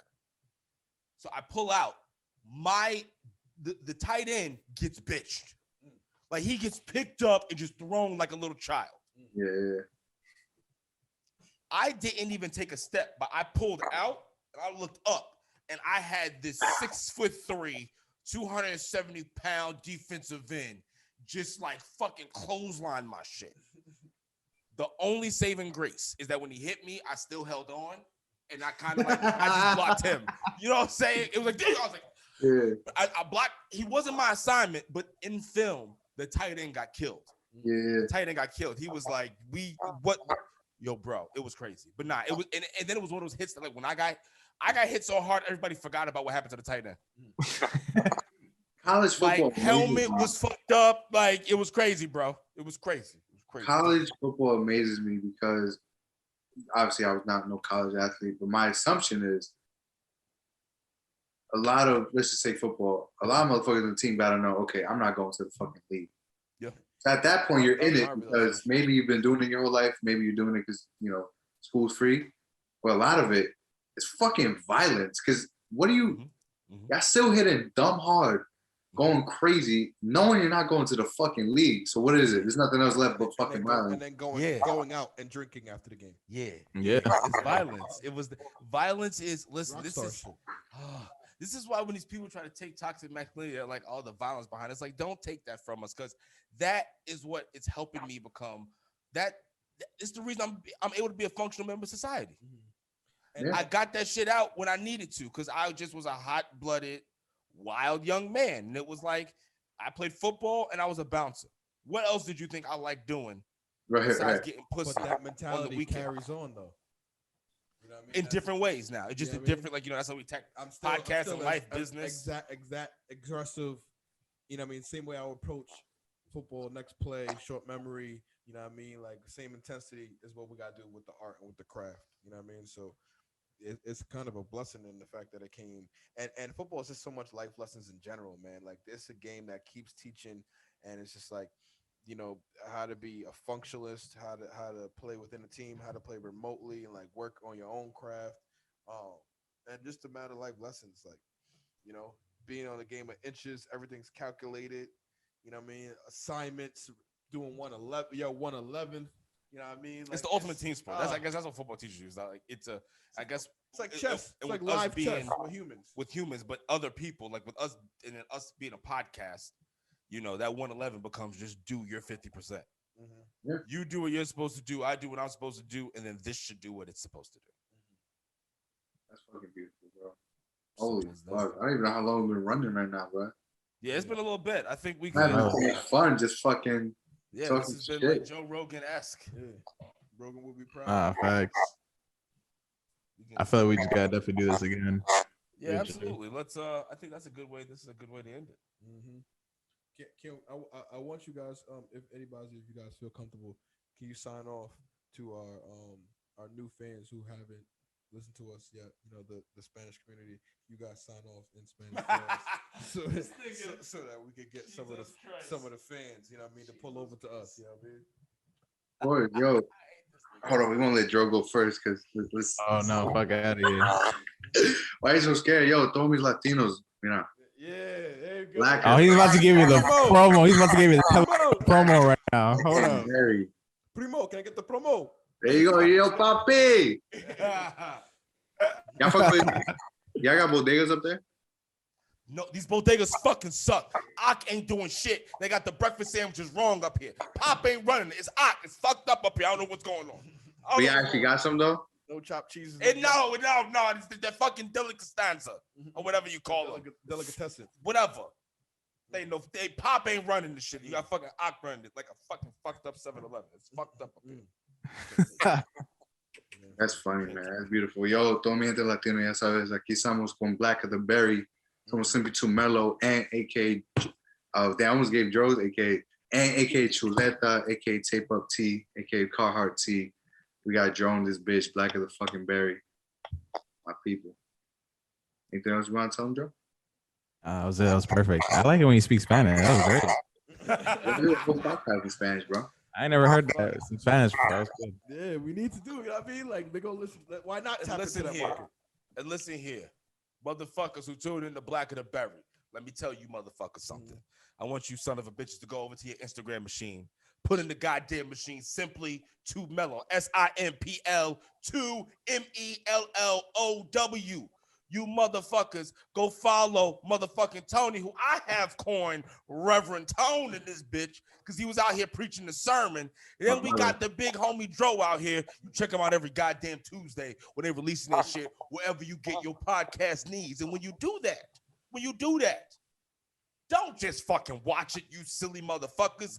Like, share, and subscribe to this motherfucker. Put them on, Chief. Tap in. Listen, y'all already know we be putting y'all onto the game. Yeah. We putting y'all onto the game, people. Tune in to Simply2Mellow to get your motherfucking fix. You know you need it, baby. And with that motherfucking set, I am Dean. That over there is Big Dog Los. We already said we had Reverend motherfucking Tone, Big Homie Dro, Simply2Mellow, Black of the Berry. Podcast the worlds have motherfucking collided. Peace, love, and motherfucking drinking. We are out. God bless. God damn, that was fucking beautiful. Y pollo.